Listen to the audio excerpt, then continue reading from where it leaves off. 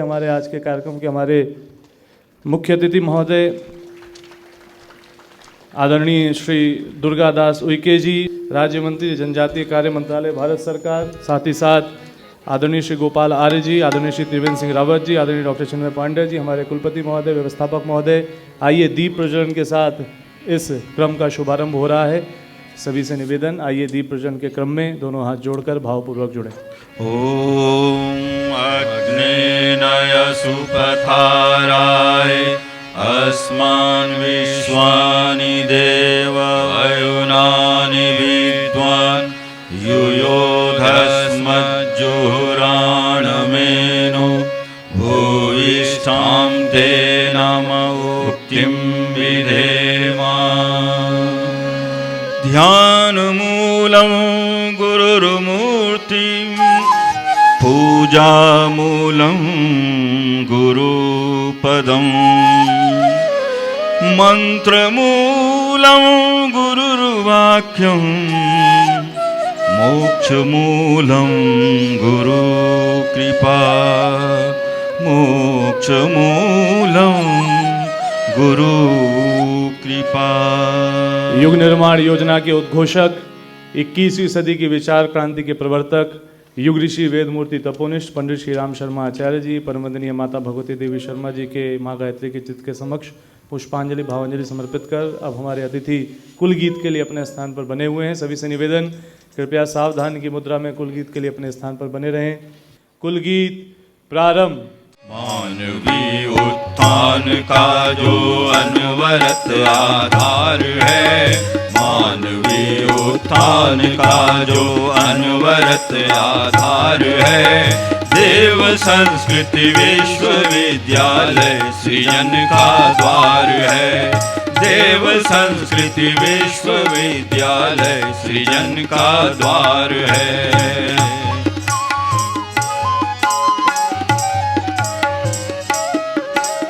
गोद गंगा की हिमालय की मिली छाया इसे, दिव्य वातावरण में पोषित मिली काया इसे। कुल पिता का है बरसता स्नेह संरक्षण यहाँ, कर्म की मिलती उन्हीं से प्रेरणा हर क्षण यहाँ। कर्म की मिलती उन्हीं से प्रेरणा हर क्षण यहाँ। कुल जनन की दिव्य मृदु ममतामयी रसधार है, देव संस्कृति विश्वविद्यालय सृजन का द्वार है। देव संस्कृति विश्वविद्यालय सृजन का द्वार है।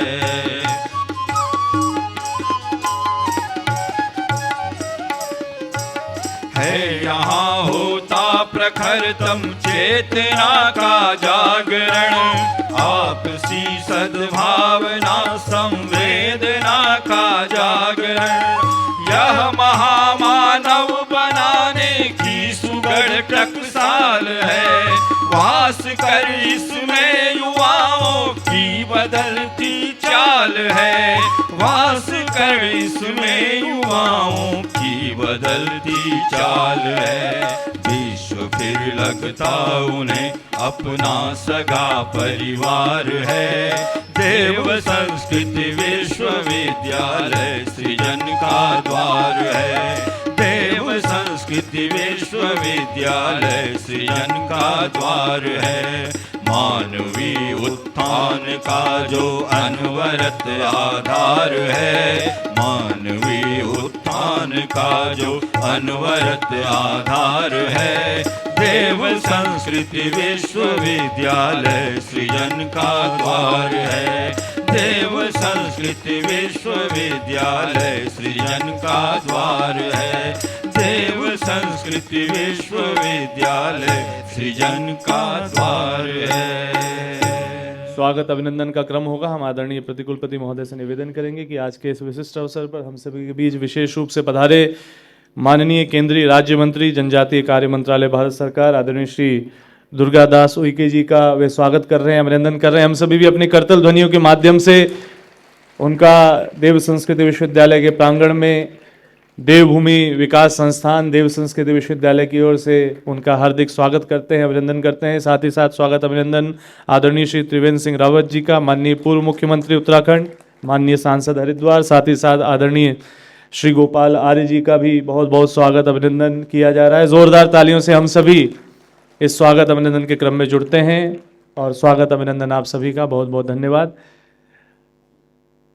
आज का ये विशिष्ट अवसर, जब एक ऐसी थीम जिसको लेकर के पूरी दुनिया सोचती है और कई बार सोचते ही रह जाती है, तो ऐसे अवसर पर उस सोच को और उस विचार को जमीन पर यथार्थ रूप में आज से दशकों पूर्व उतारने वाले युग ऋषि वेद मूर्ति तपोनिष्ठ पंडित श्री राम शर्मा आचार्य जी की कर्मभूमि, तपोभूमि और इस देवभूमि के इस पवित्रतम स्थल शांति कुंज हरिद्वार देव संस्कृति विश्वविद्यालय में देवभूमि विकास संस्थान और देव संस्कृति विश्वविद्यालय के संयुक्त तत्वावधान में आयोजित यह अंतर्राष्ट्रीय सम्मेलन सनातन संस्कृति, राष्ट्रीय एकता एवं सद्भाव के लिए शाश्वत ज्ञान, जिसके उद्घाटन सत्र से लेकर आज के समापन सत्र के मध्य में विभिन्न थीम्स को लेकर के चर्चा हुई, एक्शन प्लान बने और योजनाओं को मूर्त रूप प्रदान करने के लिए कार्य किया गया। ऐसे अवसर पर आज के समापन सत्र में अब अवसर है उद्बोधनों का, और विशिष्ट अतिथि उद्बोधन के लिए हम ऐसे व्यक्तित्व को आप सबके बीच आमंत्रित करना चाहते हैं कि जहां पूरे विश्व में जहां पर्यावरण और संस्कृति का ह्रास एक समस्या के रूप में उभर के आता है, तो समस्या तो है, लेकिन उसके समाधान के लिए जो प्रयास किए जा रहे हैं, एक ऐसे ही संगठन जो अपने 100 वर्ष पूरे कर चुका है, राष्ट्रीय स्वयंसेवक संघ के अखिल भारतीय संयोजक पर्यावरण एवं संस्कृति आदरणीय श्री गोपाल आर्य जी से निवेदन प्रार्थना कि कृपया आज के समापन सत्र में विशिष्ट अतिथि उद्बोधन से हम सबको लाभान्वित करें। एक बार करतल ध्वनि से स्वागत आदरणीय श्री गोपाल आर्य जी का।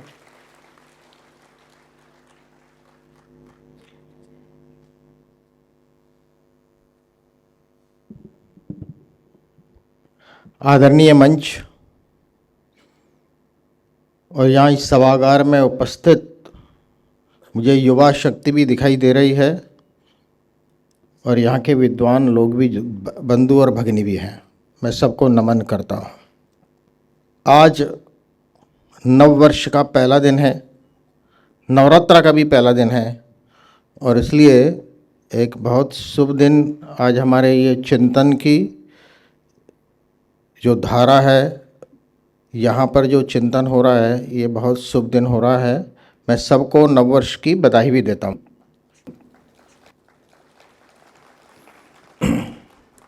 तीसरा, इस प्रकार के विषयों पर और इस प्रकार की पावन भूमि से जब इस प्रकार का चिंतन और मंथन शुरू होता है, तो स्वाभाविक रूप से समाज के सामने कुछ प्रश्न तो उत्पन्न होते ही है, और जब प्रश्न उत्पन्न होते हैं तो उसका उत्तर भी स्वाभाविक रूप से शुरुआत हो जाती है। समस्या यही है कि जब हमारे सामने प्रश्न उत्पन्न होते हैं लेकिन उस पर चिंतन नहीं होता है, इसलिए वो प्रश्न बने रहते हैं। मैं इस प्रकार के आयोजन को बहुत ही सारगर्भित और मैं मानता हूं कि ये समाज को एक दिशा देने के लिए बहुत ही उपयुक्त होगा। अब मैं मेरी शुरुआत करने के साथ ही मैं ज़रा भारत माता की जय आप सब लोगों से बोलने के लिए कहूँगा, तो सभी बोलेंगे भारत माता की। उधर से आवाज़ कम आ रही है। भारत माता की, भारत माता की। तो भारत माता की जय मैं बुलवा रहा हूँ, इसके पीछे का एक उद्देश्य है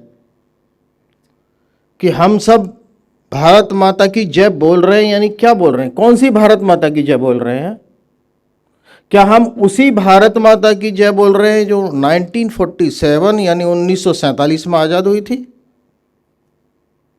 क्या हम ऐसी भारत माता की जय बोलते हैं कि जो विश्व गुरु के सिंहासन पर बैठी हुई थी? क्या हम ऐसी भारत माता की जय बोल रहे हैं कि जहां पर दूध दही की नदियां बहती हो, और ऐसी भारत माता जहां पर गीतों में गाया जाता हो सुजलाम सुफलाम शस्य श्यामलाम, और जहां गीत गाए जाते हो, जहां डाल डाल पर सोने की चिड़िया करती हो बसेरा, क्या उसी भारत माता की जय आज की तारीख में हम बोल रहे हैं? हमको इस बात पर चिंतन करना पड़ेगा कि क्या ऐसी भारत माता जहां पर सुजलाम और सुफलाम की बात करते हो, वहां की गंगा नदी, गंगा मां बीमार हो? जो वैभवशाली भारत माता थी, आज उसकी स्थिति क्या है वो हम सबको पता है। और जब 1947 से लेकर आज तक का यदि विचार करें तो ध्यान में आता है कि हम कौन सी भारत माता की जय बोल रहे हैं और कौन सी प्रगति के पथ पर जा रहे हैं कि जहां पर सबसे ज्यादा अस्पताल खुल गए हों, जहां पर अस्पताल के अंदर भर्ती मरीजों में 5 में से 3 मरीज इसलिए बीमार हैं कि उनको पीने का पानी शुद्ध नहीं मिला, खाने का अन्न शुद्ध नहीं मिला, श्वास लेने के लिए हवा शुद्ध नहीं मिली। हम प्रगति के कौन सी राह पर जा रहे हैं? हमको इस बात का चिंतन करना पड़ेगा। जो संस्कृति सनातन थी, वो सनातन संस्कृति आजादी के 70-75 साल के बाद में भी कहां पर है, इस बात के लिए हम कौन प्रगति कर रहे हैं? क्या बड़ी बड़ी अट्टालिकाएं बनाकर प्रगति कर रहे हैं, या आर्थिक दृष्टि से विश्व में 3रे नंबर पर जाने वाले हम हो गए हैं, ऐसी प्रगति कर रहे हैं? और ऐसी कौन सी प्रगति है, विचार करें कि जहां पर श्वास लेने के लिए तरसना पड़ता हो। आज मैं दिल्ली से आया हूं, दिल्ली की हालत क्या है आपको पता है? वहां का एयर क्वालिटी इंडेक्स 400 से 500 के बीच में है, होना चाहिए 50 से 70 के बीच में। क्या प्रगति के नाम पर शुद्ध हवा मिल सकती है? हमको विचार करने का विषय है। हर घर में आरओ लगा होगा, क्योंकि शुद्ध पानी नहीं मिलता है। पानी के लिए भी आरओ मिल गया, और खाने की तो बात ही छोड़ दी, ऑर्गेनिक की तरफ देश जा रहा है। ऑर्गेनिक नहीं मिल रहा, शुद्ध दूध नहीं मिल रहा, शुद्ध घी नहीं मिल रहा, शुद्ध हवा नहीं मिल रही। विचार करना पड़ेगा कि जब हम प्रकृति की तरफ, पर्यावरण के प्रति अपने देखने का दृष्टिकोण बदल देते हैं, तो फिर वो हवा एयर बन जाती है, जल जिसको जीवन कहते हैं वो वाटर बन जाता है। और इसलिए एक देखने का दृष्टिकोण बदल जाता है। अब विचार करिए, यहां पर एक शब्द आता है, कंजर्वेशन ऑफ नेचर। क्या हम नेचर का कंजर्वेशन कर सकते हैं? विचार यहीं से गड़बड़ हो जाता है कि जो प्रकृति हमारा संरक्षण करती है, उसका संरक्षण करने के लिए हम चले हैं आज, सोच की दिशा तो यहीं से बदल जाती है। क्या प्रकृति का हम संरक्षण करेंगे कि संरक्षण प्रकृति हमारा करती है? यहीं से शुरुआत हो जाती है। और इसलिए हमको 3 बातें करनी पड़ेंगी। पहली बात यह है कि अगर इस प्रकृति को बचाना है तो इसके प्रति देखने का दृष्टिकोण बदलना पड़ेगा, इसके प्रति एटीट्यूड बदलना पड़ेगा कि ये हवा और पानी और ये कमोडिटी नहीं है। जहां जल को जीवन कहते थे, जल को पंच महाभूत बोलते थे, ये पंच महाभूत यानी क्या है, तो वो आजकल एसडीजी गोल में बदल गए हैं। और इसलिए हम आज चल पड़े हैं ग्रीन इनिशिएटिव पर, और इसलिए ग्रीन और हरित की हमको नैरेटिव खड़ा करना पड़ेगा कि हम ग्रीन की तरफ जा रहे हैं कि हरित की तरफ जा रहे हैं। ग्रीन का मतलब ग्रीड की तरफ जाना होता है, हरित का मतलब हरि की तरफ जाना होता है। और हरित केवल शब्द नहीं है, एक विचारधारा है कि हरित का मतलब होलिस्टिक एक्शन, यानी हमारी क्या जीवन शैली पर्यावरण पूरक है? किसके लिए? जो हमारी इंडिजिनस टेक्निक्स हैं, जो ट्रेडिशंस है हमारे, जो हमारे लोकल भारतीय, अपन भारत में रहते हैं, indigenous technique for revitalising of indigenous techniques. इसलिए ऐसे होलिस्टिक एक्शन की आवश्यकता है। एक तरफ हम जब होलिस्टिक एक्शन की तरफ जाते हैं, यानी हरित की तरफ जाते हैं, तो हमारा चिंतन शुरू हो जाता है कोई पंच महाभूत है। होलिस्टिक एक्शन का मतलब जाते ही कहते हैं, लगता है को एग्जिस्टेंस की तरफ जा रहे हैं, नहीं, हम परस्पर पूरक हैं।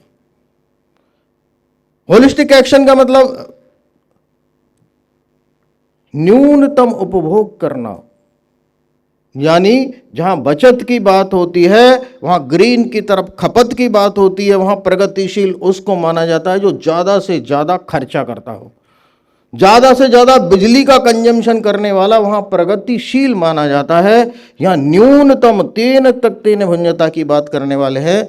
इसका मतलब यह है, इसलिए हमको एसडीजी गोल की तरफ नहीं जाकर हमको हरित एक्शंस की तरफ जाना पड़ेगा, और इसलिए यह चिंतन की आवश्यकता, यह एटीट्यूड बदलना पड़ेगा। नंबर 1। नंबर 2, हमको एम्पैथेटिक होना पड़ेगा, संवेदनशील समानानुभूति की तरफ जाना पड़ेगा कि ये पेड़ नहीं है। मैं अपने घर में जाता हूं, घर में जाकर मैं मेरी भतीजी से बात करता हूं और कहता हूं कि आज तो तू चाय पिला दे, बढ़िया अदरक और तुलसी वाली चाय। वो जाती है और वापस आकर कहती है कि आज तो चाय में तुलसी नहीं गिरेगी। मैंने कहा क्यों भाई, बाहर लगी हुई है तुलसी। वो कहती है नहीं, आज रविवार है, तुलसी नहीं तोड़ी जाती है, रात को पेड़ के हाथ नहीं लगाया जाता है। यह है एम्पैथेटिक, कि जहां पर प्रकृति में भी परमात्मा मानते हैं, जहां पर आज अभी बात हो रही थी कि ये हिमालय केवल पत्थरों का बना नहीं हुई है, वो देवतात्मा है। वहां पृथ्वी एक जागृत इकाई है। जब ये भावना और समानानुभूति होती है, वहीं पर एक सिद्धांत खड़ा हो जाता है आत्मवत् सर्वभूतेषु का, कि क्या हम आत्मवत् सर्वभूतेषु की बात करते हैं। और तीसरी बात है लाइफ स्टाइल, एटीट्यूड बदलना पड़ेगा, उसके प्रति एम्पैथेटिक होना पड़ेगा। अंत में हमारी लाइफ स्टाइल यानी आचरण में परिवर्तन लाना पड़ेगा। प्रकृति को कोई नहीं बचा सकता। मैं आपको एक इंटरेस्टिंग फैक्ट देना चाहता हूं। इस पूरी प्रकृति में जहां पर 5 अवयव होते हैं, जल, जमीन, जंगल, जानवर और जन, इन 5 अवयवों में ये इंसान जो जन है, इस जन की परसेंटेज कितनी है तो आपको बड़ा अच्छा लगेगा कि केवल और केवल 0.01% ये इंसान है। 99.99% बाकी प्रकृति है, जल, जमीन, जंगल, जानवर है। लेकिन इस पूरी प्रकृति को सबसे ज्यादा प्रदूषित और खत्म करने वाला कौन है, तो ये 0.01% इंसान है। और इसलिए बहुत ज्यादा काम नहीं है। पर्यावरण को यदि ठीक करना है, नेचर को ठीक करना है, तो हमको 0.01% पे काम करना है, 99.99% काम ही नहीं करना। मैं एक कोस्ट गार्ड के भाई साहब से बात कर रहा था कि लक्षद्वीप इतना सुंदर क्यों है, वहां तो बिल्कुल साफ है, इतना अच्छा क्या है। तो उन्होंने कहा, तो आपको भी हंसी आएगी, उन्होंने कहा हाँ जी, वो वास्तव में बहुत साफ है, सुथरा है, स्वच्छ है, क्योंकि अभी वहां इंसान नहीं पहुंचा है। जिस दिन वहां इंसान को जाने के लिए टूरिस्ट प्लेस बना देंगे तो वो भी नरक बन जाएगा। क्या है ये इंसान, हमको यहीं से शुरू करना पड़ेगा। और इसलिए आप कहेंगे ये तो बहुत सुन लिया कि ऐसी इसका समाधान क्या है। मैं उसके लिए 3-4 बातें बताता हूँ तो ज़्यादा ठीक रहेगा। कि ये लाइफ स्टाइल बदलने का विषय आता है, यहाँ से हमको हमारी यात्रा शुरू करनी पड़ेगी। और वो यात्रा शुरू होती है कि हमको 3 स्तर पर विचार करना पड़ेगा, पर्सनल, प्रोफेशनल एंड पब्लिक। कि मेरे को मेरे व्यक्तिगत जीवन में और सवेरे से शाम तक की जीवन में यदि कुछ करना है तो क्या वो प्रकृति पूरक है। प्रोफेशनल, मैं जहां पर भी प्रोफेशनली मेरा कार्य क्षेत्र है, कर्म क्षेत्र है। अगर अध्यापक हूं तो मेरा विद्यालय महाविद्यालय हो सकता है, दुकानदार हूं तो मेरी दुकान हो सकती है, फैक्ट्री है तो मेरी फैक्ट्री हो सकती है। क्या वो पर्यावरण पूरक है। और तीसरा, मैं जिस सोसाइटी में रहता हूँ, जिस गांव में रहता हूँ, जिस मोहल्ले में रहता हूँ, क्या वो वहाँ पर मेरा कुछ कर्तव्य बनता है। ये नागरिक बोध मेरा होना है क्या, कर्तव्य होना है क्या, कि क्या मेरे द्वारा किसी प्रकार से प्रकृति को कष्ट तो नहीं हो रहा है। और इसके लिए सबसे आवश्यक ये है कि क्या मेरी व्यक्तिगत जीवन शैली पर्यावरण पूरक है क्या। और इसलिए मैं उसी पर, क्योंकि ये 0.01% इंसान यदि सुधर जाएगा तो सब कुछ हो जाएगा। अब मैं आपको एक छोटा सा डाटा, एक उदाहरण देता हूं। हमको पता है 1 यूनिट बिजली बनने में कितना कोयला खर्च होता है। तो आपकी जानकारी के लिए 1 यूनिट बिजली बनने में 875 ग्राम कोयला खर्च होता है, तब 1 यूनिट बिजली बनकर आती है। और कोयला बनने में कितने साल लगता है, 50,000 से 1 साल वर्ष। लेकिन बिजली जलने में कितना टाइम लगता है, तो अगर बिजली जलाई जाए तो वो बिजली जलने में यदि 1 वाट बिजली 1 घंटे चलती है तो 1 यूनिट खत्म हो जाता है। मतलब अगर एक पंखा, 2 ट्यूबलाइट, एक एसी यदि घंटा भर चलता है, आपका 1 यूनिट खत्म। 1 घंटे में 50,000 से 1 लाख वर्ष खत्म हो जाता है। लेकिन एक सर्वे में यह पाया गया कि हमारे जो सामान्य घर हैं, उन सामान्य घरों में 35% बिजली का ओवर यूज और मिस यूज होता है, और जो सार्वजनिक स्थान है वहां पर 90% बिजली का ओवर यूज और मिस यूज होता है। ओवर यूज और मिस यूज का मतलब है जिसकी जरूरत ही नहीं हो वहां पर चल रही है बिजली। हम जिस कमरे में नहीं है वहां पंखा बिजली चल रहा है, एसी चल रहा है। आप विचार करिए कि मेरे घर में ऐसे कौन कौन से स्थान है कि जहां 24 आवर्स बिजली चलती है, जहां जरूरत ही ना हो। और अगर 1 यूनिट बिजली केवल एक हमारे छोटे से एक्शन से अगर खत्म हो जाती है तो आप विचार करें, उस कंपनी ने सर्वे में यह किया कि यदि अपने घर में इस ओवर यूज और मिस यूज बिजली को 4 लाइटों की जरूरत है तो 10 लाइट क्यों लगाते हैं, लेकिन ये ओवर यूज है। अब इसको करने के लिए उन्होंने कहा कि यदि हम केवल एक छोटा सा एक्शन हमारे लाइफ स्टाइल में ले आए, जिसमें समय भी खर्च नहीं होगा, पैसे भी खर्च नहीं होंगे, कोई लॉ भी काम में नहीं आएगा, घर के बाहर भी नहीं जाना है, किसी को बताना नहीं है, केवल खुद को ही करना है, स्विच ऑफ लाइट। अब ये स्विच ऑफ लाइट में क्या होता है कि हमको लगा कि ये अनावश्यक है, मैं कमरे के बाहर जा रहा हूं, बिजली बंद कर दी। आपको पता है 1 सप्ताह में एक घर में यदि ये स्विच ऑफ लाइट यानी ओवर यूज और मिस यूज बिजली का बंद हो जाता है, इस देश में 3,500 मैट्रिक टन कोयला 1 सप्ताह में बचना शुरू हो जाएगा। यह है प्रकृति की तरफ देखने का मतलब। क्या हम ये कर सकते हैं? ये नहीं करेंगे। करेंगे क्या? मेरा कोई कर्तव्य नहीं है। सरकार क्यों नहीं ये काम करती? कानून बना दे सरकार।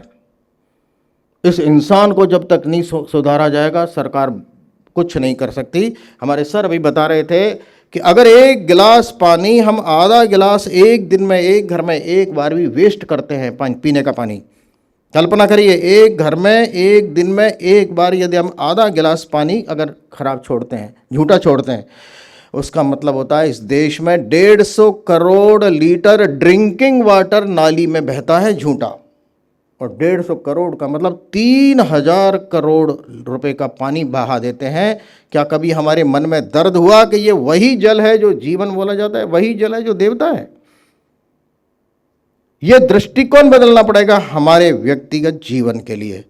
और इसलिए मेरा ये कहना है कि हमको पर्सनल लेवल पर, फिर इसको प्रोफेशनल लेवल पर, कि जहां मैं हूं वहां पर क्या कोई ऐसी बात हो सकती है क्या? छोटा छोटा, अरे बेंगलोर की एक सोसाइटी जिसमें 2,000 फ्लैट हैं, वो केवल पानी बचाने का एक छोटा सा प्रयोग करते हैं, वहाँ 1.5 लाख रुपए प्रति माह का पानी बच जाता है, बिजली बच जाती है, कोयला बच जाता है, नेचर बच जाती है। ये विचार करने की आवश्यकता है। और इसलिए प्रकृति को देखने का दृष्टिकोण क्या होता है, ये हमको विचार करना पड़ेगा। और इसको 3 स्तर पर करना पड़ेगा। पहला स्तर है हमको इसको पब्लिक अवेयरनेस करनी पड़ेगी, कानून नहीं। अब पब्लिक अवेयरनेस का कितना बड़ा हुआ हम बच सकते हैं। अभी हमने कुंभ के बारे में सुना होगा। कुंभ में 66 करोड़ लोग आए थे। 66 करोड़ लोगों में हमने सोचा कि वहाँ पर अगर इतना कचरा जनरेट होगा तो लगभग 40,000 टन कचरा होगा। हमने कहा ये कचरा हो ही नहीं तो कैसा है। हम प्रॉब्लम का सॉल्यूशन ढूंढते हैं, हम विचार करते हैं कि प्रॉब्लम हो ही ना। जब ऐसा विचार करने लगे तो ये हुआ कि ये प्रॉब्लम क्रिएट कौन करता है कि आने वाले 66,000 श्रद्धालु करेंगे। उस समय 40,000 का प्रोजेक्शन था। तो 40,000 लोग यदि यहाँ पर कचरा नहीं डालेंगे तो कचरा उत्पन्न ही नहीं होगा। लोग कहते हैं कैसी बात कर रहे हैं। हाँ, हमने क्या किया, 1 थैला और 1 थाली अभियान चलाया। आपको जान के बड़ा अच्छा लगेगा, पूरे देश भर से। और ऐसा अभियान जिस अभियान में 1 पैसा खर्च नहीं हुआ हो, 0 बजट, जिस अभियान में 1 ऑफिस नहीं हुआ हो, जिस अभियान का कोई टेंट वहाँ जगह नहीं थी, जिस अभियान में वहाँ के 85% से लेकर 90% भंडारों में, भोजनालयों में स्टील की थाली हमने दे दी। और उस थाली के कारण वहाँ पर 85% कचरा जो वेस्ट जाने वाला था डिस्पोजेबल कम हो गया। और वो केवल डिस्पोजेबल, और वो एक थाली जो है एक घर में एक किसी के 100 रुपये की पड़ती होगी, उसकी कीमत कितनी है आपको पता है? लगभग 14.5 लाख थाली आई, 10 लाख थाली हमने बांटी, उसकी कीमत इतनी हुई थी कि हमने 140 करोड़ रुपए की डिस्पोजेबल जो वहाँ पर पत्तल धोने खर्च होते ख़त्म होते उसको बचा लिया। क्या एक थाली की कीमत ये हो सकती है?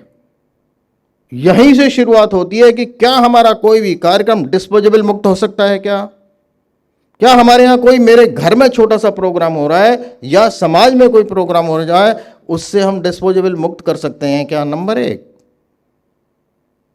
क्या हम हर कार्यक्रम के अंदर जलाभिषेक कर सकते हैं क्या किसी पेड़ का, पौधे का? अब जलाभिषेक कोई ट्रेडिशन नहीं है, लेकिन पेड़ के प्रति और पानी के प्रति एक पूज्य भाव उत्पन्न हो जाए, ये समाज में स्थापित करना है, ये हमारे कार्यक्रमों से कर सकते हैं क्या? यह है पर्यावरण संरक्षण। क्या हम अपने कार्यक्रमों को, जैसे कल बताया था, एक आज हमारे ने बताया कि वो प्लास्टिक की बोतलें आती है, बात बोतल की नहीं है, प्लास्टिक की छोटी बड़ी बोतल, इस देश में प्रति मिनट 10 लाख बोतल इस जमीन पर गिरती हैं। आपकी जानकारी के लिए, कितनी?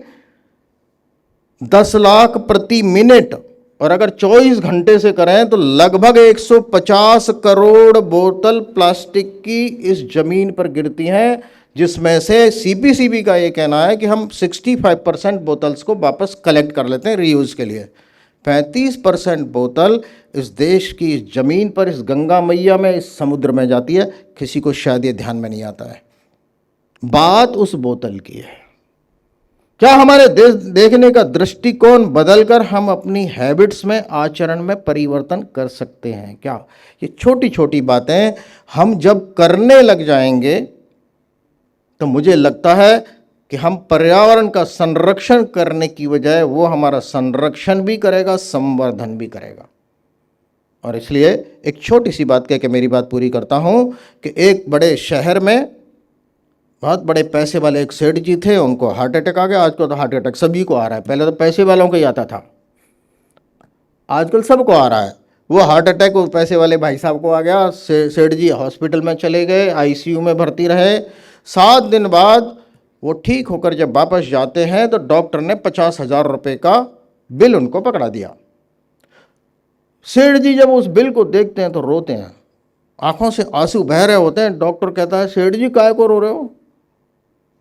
अरे जान बच गई, भगवान को धन्यवाद दो, बजाय इसके कि आप ये 50,000 का बिल देख कर रो रहे हो।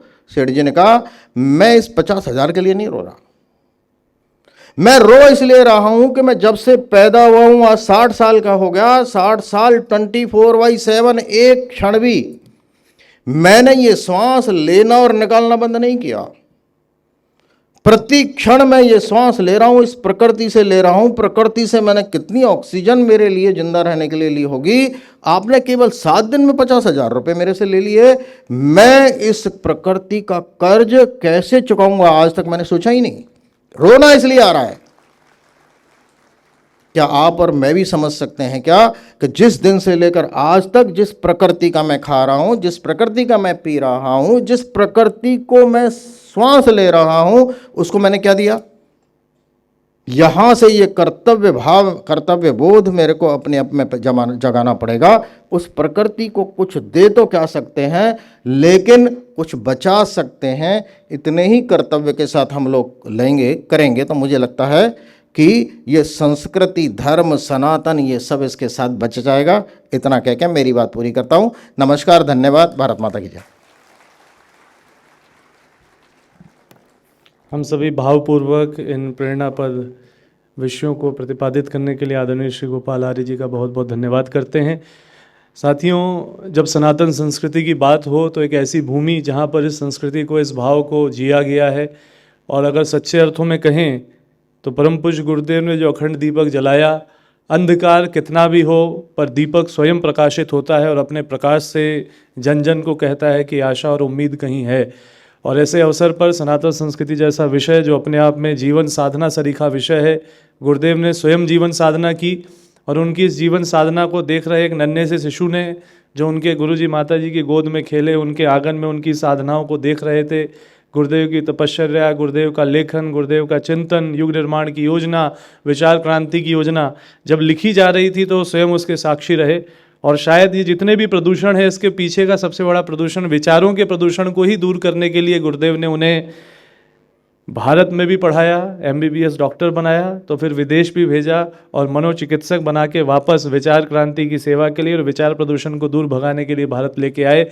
और ये हम सब के लिए बड़े गर्व और गौरव का विषय है कि नियमित जीवन में गायत्री साधना है, यज्ञ का भाव है, यज्ञ चिंतन है, लेखन है, स्वाध्याय है, और इन सबके साथ एक वैश्विक फलक पर, चाहे UNO हो, यूनेस्को हो, WHO हो, एशिया का पहला centre for Baltic culture and studies हो, गांव हो, शहर हो, आदिवासी क्षेत्र हो, देश हो, विदेश हो, सब जगह पर वो जाते हैं और सबके अपने हो जाते हैं। करोड़ों करोड़ गायत्री परिजनों के अपने। अनन्य आदरणीय डॉक्टर चिन्मय पांड्या जी से निवेदन कि आज के इस अवसर पर हम सभी को अध्यक्षीय उद्बोधन से संबोधित करें। परम आदरणीय डॉक्टर चिन्मय पांड्या जी।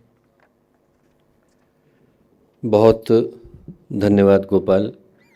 मित्रों, परम पूज्य गुरुदेव परम वंदनीय माता जी की दिव्य उपस्थिति को साक्षी मानते हुए माँ गायत्री के पावन मंत्र के साथ मैं अपनी बात को आरंभ करना चाहता हूँ। माँ गायत्री का ये पवित्र मंत्र हमें हमारे भीतर उपस्थित ईश्वरीय परमात्म चेतना से जोड़ने का मंत्र है। पूज्य गुरुदेव ने कहा कि इस संसार में अनेकों देवी देवता हैं, एक को मानने वाले संभवतः दूसरे को न मानते हो, पर एक देवता ऐसे हैं जिसको हर व्यक्ति मान सकता है और वो हमारे ही भीतर विद्यमान है। उनका नाम है आत्मदेव। हमारे भीतर जो उपस्थित परमात्म चेतना है उससे हमें जोड़ने का, उसको जागृत करने का, उसको ऊपर उठाने का मंत्र गायत्री का मंत्र है। जब हम लोग गायत्री का मंत्र बोलते हैं तो उसमें एक शब्द आता है धीमहि, और उसके पीछे की कथा बड़ी प्यारी है। भागवत में उल्लेख आता है कि भगवान ब्रह्मा ने हर तरह के प्राणी को बनाया, जलचर को बनाया, थलचर को बनाया, उभयचर को बनाया, पानी में तैरने वाले, पेड़ पर चढ़ने वाले, हर तरीके को प्राणी को बनाने के बाद भी उनको मन में संतोष न हुआ। अंत में जाकर के इंसान को बनाया, और जब इंसान को बनाया तो भागवतकार के मुंह से निकला ब्रह्मावलोक धीष्णम मुदमाप देव। ब्रह्मा जी को मन में बड़ा संतोष हुआ। यदि किसी चीज़ को हम लोग करते हैं तो दो चीज़ें घटती हैं, एक का नाम है सुख और एक का नाम है संतोष। 1 करोड़ रुपए की लॉटरी लग जाए तो व्यक्ति को सुख मिलता है, संतोष नहीं मिलता। पर जब इंसान को बनाया तो ब्रह्मा जी को बड़ा संतोष हुआ, और संतोष के पीछे का कारण ये था कि इंसान के भीतर धिषणा थी।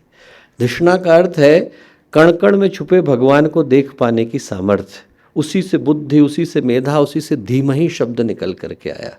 हमारे भीतर जो भगवान है उसको जगाने का मंत्र गायत्री का मंत्र है। धरती के अंदर अन्न होता है, जोतने पर मिल पाता है। खदान के अंदर रत्न होते हैं, खोदने पर मिल पाते हैं। वृक्ष के ऊपर फल होते हैं, तोड़ने पर मिल पाते हैं। और इंसान के अंदर भगवान होते हैं पर जगाने पर मिल पाते हैं। हमारे भीतर के भगवान को जगाने का मंत्र गायत्री का ये पावन मंत्र है। तो स्थिर चित्त शांत मन के साथ आज एक नूतन संवत्सर की शुरुआत हो रही है। चैत्र शुक्ल प्रतिपदा का नवरात्रि का ये पावन क्षण। इस अवसर पर उस शक्ति का आवाहन करें जो सद्ज्ञान की, सद्भाव की देवी है। हमारा जीवन शुभ मंगल कल्याण की ओर प्रशस्त हो सके, इस भाव के साथ माँ गायत्री का पावन मंत्र साथ साथ ओम भूर्भुवः स्वः तत्सवितुर्वरेण्यं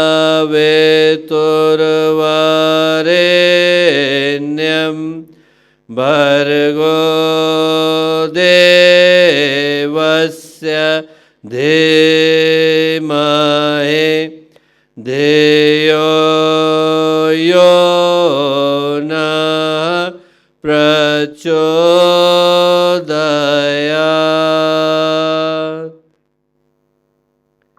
मित्रों, परम पूज्य गुरुदेव परम वंदनीय माता जी के दिव्य संरक्षण में नवरात्रि का प्रथम दिवस भारतीय दृष्टि से देखें, सनातन दृष्टि से देखें तो नव संवत्सर की ये अप्रतिम मेला, भगवान राम के राज्याभिषेक का क्षण, धर्मराज युधिष्ठिर के राज्याभिषेक का क्षण, विक्रमादित्य के राज्याभिषेक का क्षण।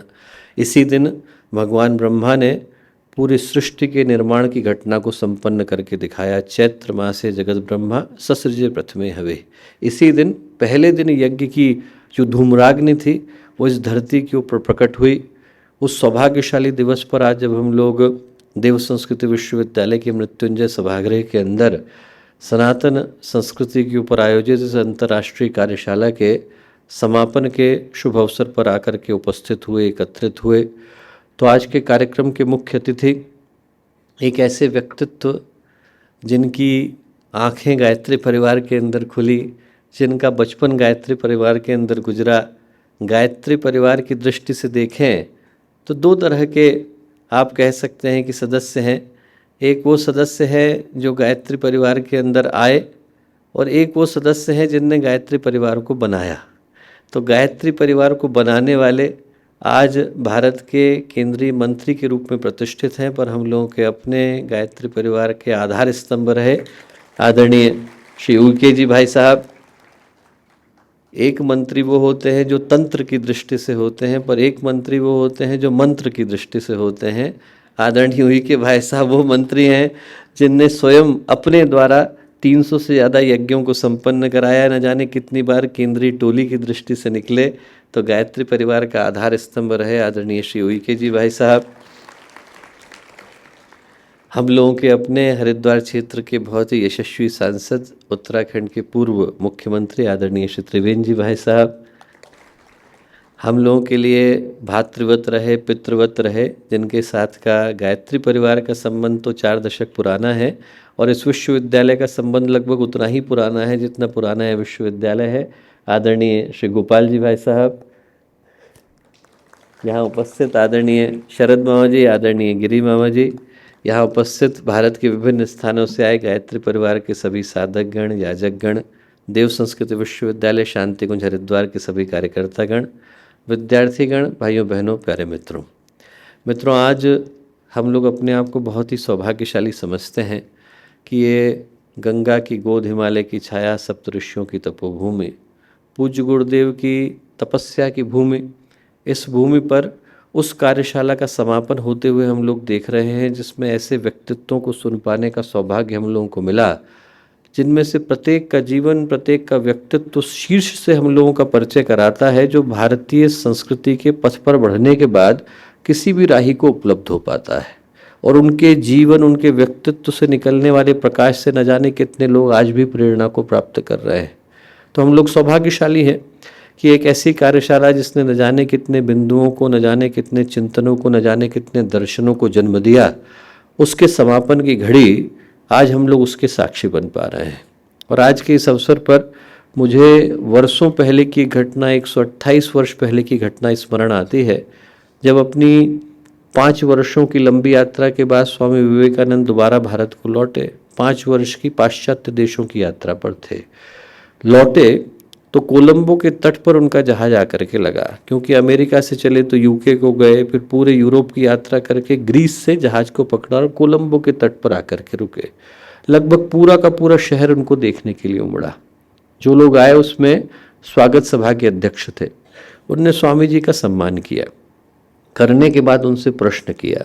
उनने कहा, स्वामी जी आप इतने दिनों तक भारत की भूमि से दूर रहे, तो आपकी उपस्थिति का लाभ वहाँ के लोग जो पाश्चात्य देशों के निवासी थे वो लोग ले पाए। वेद है, वेदांत है, इन सारे विषयों से जिनसे वो सर्वथा अपरिचित थे, उसका लाभ आप जैसे व्यक्तित्व के माध्यम से उनको मिला। आपको क्या मिला? सन्यासी को तो समुद्र पर्यंत जाना नहीं चाहिए। स्वामी विवेकानंद ने इसका बड़ा प्यारा उत्तर दिया। बोले, मैं इतने दिनों तक भारत की भूमि से दूर न रहा होता तो पहले जिन बातों को भावना के आवेश में आकर के सत्य मानता था, आज उनको प्रमाण पूर्वक सत्य न मानता। बोले, मैं इतने दिनों तक भारत की भूमि से दूर रहा हूं तो अब इस बात को पूरे विश्वास के साथ कह सकता हूं, गर्व, गौरव, स्वाभिमान के साथ कह सकता हूं कि पूरे विश्व के मानचित्र में यदि कोई एक देश ऐसा है जहां पर दया का, त्याग का, करुणा का, मानवता का, आध्यात्मिक उत्कर्ष का सर्वाधिक विकास हुआ है तो वो देश भारत का देश। और बोले, पूरे विश्व के मानचित्र में यदि कोई एक देश ऐसा है जहां पर हर उस आत्मा को जो परमात्मा को पाने का प्रयत्न कर रही है, उसको जन्म लेने के लिए बाध्य होना पड़ता है, तो वो देश भारत का देश। और आज नहीं तो कल इसी भारत के देश से ज्ञान की विज्ञान की वो धाराएं फिर से निकलेंगी जो अपने प्रकाश से पूरे विश्व को आंदोलित करेंगी, उद्वेलित करेंगी, आलोड़ित करेंगी।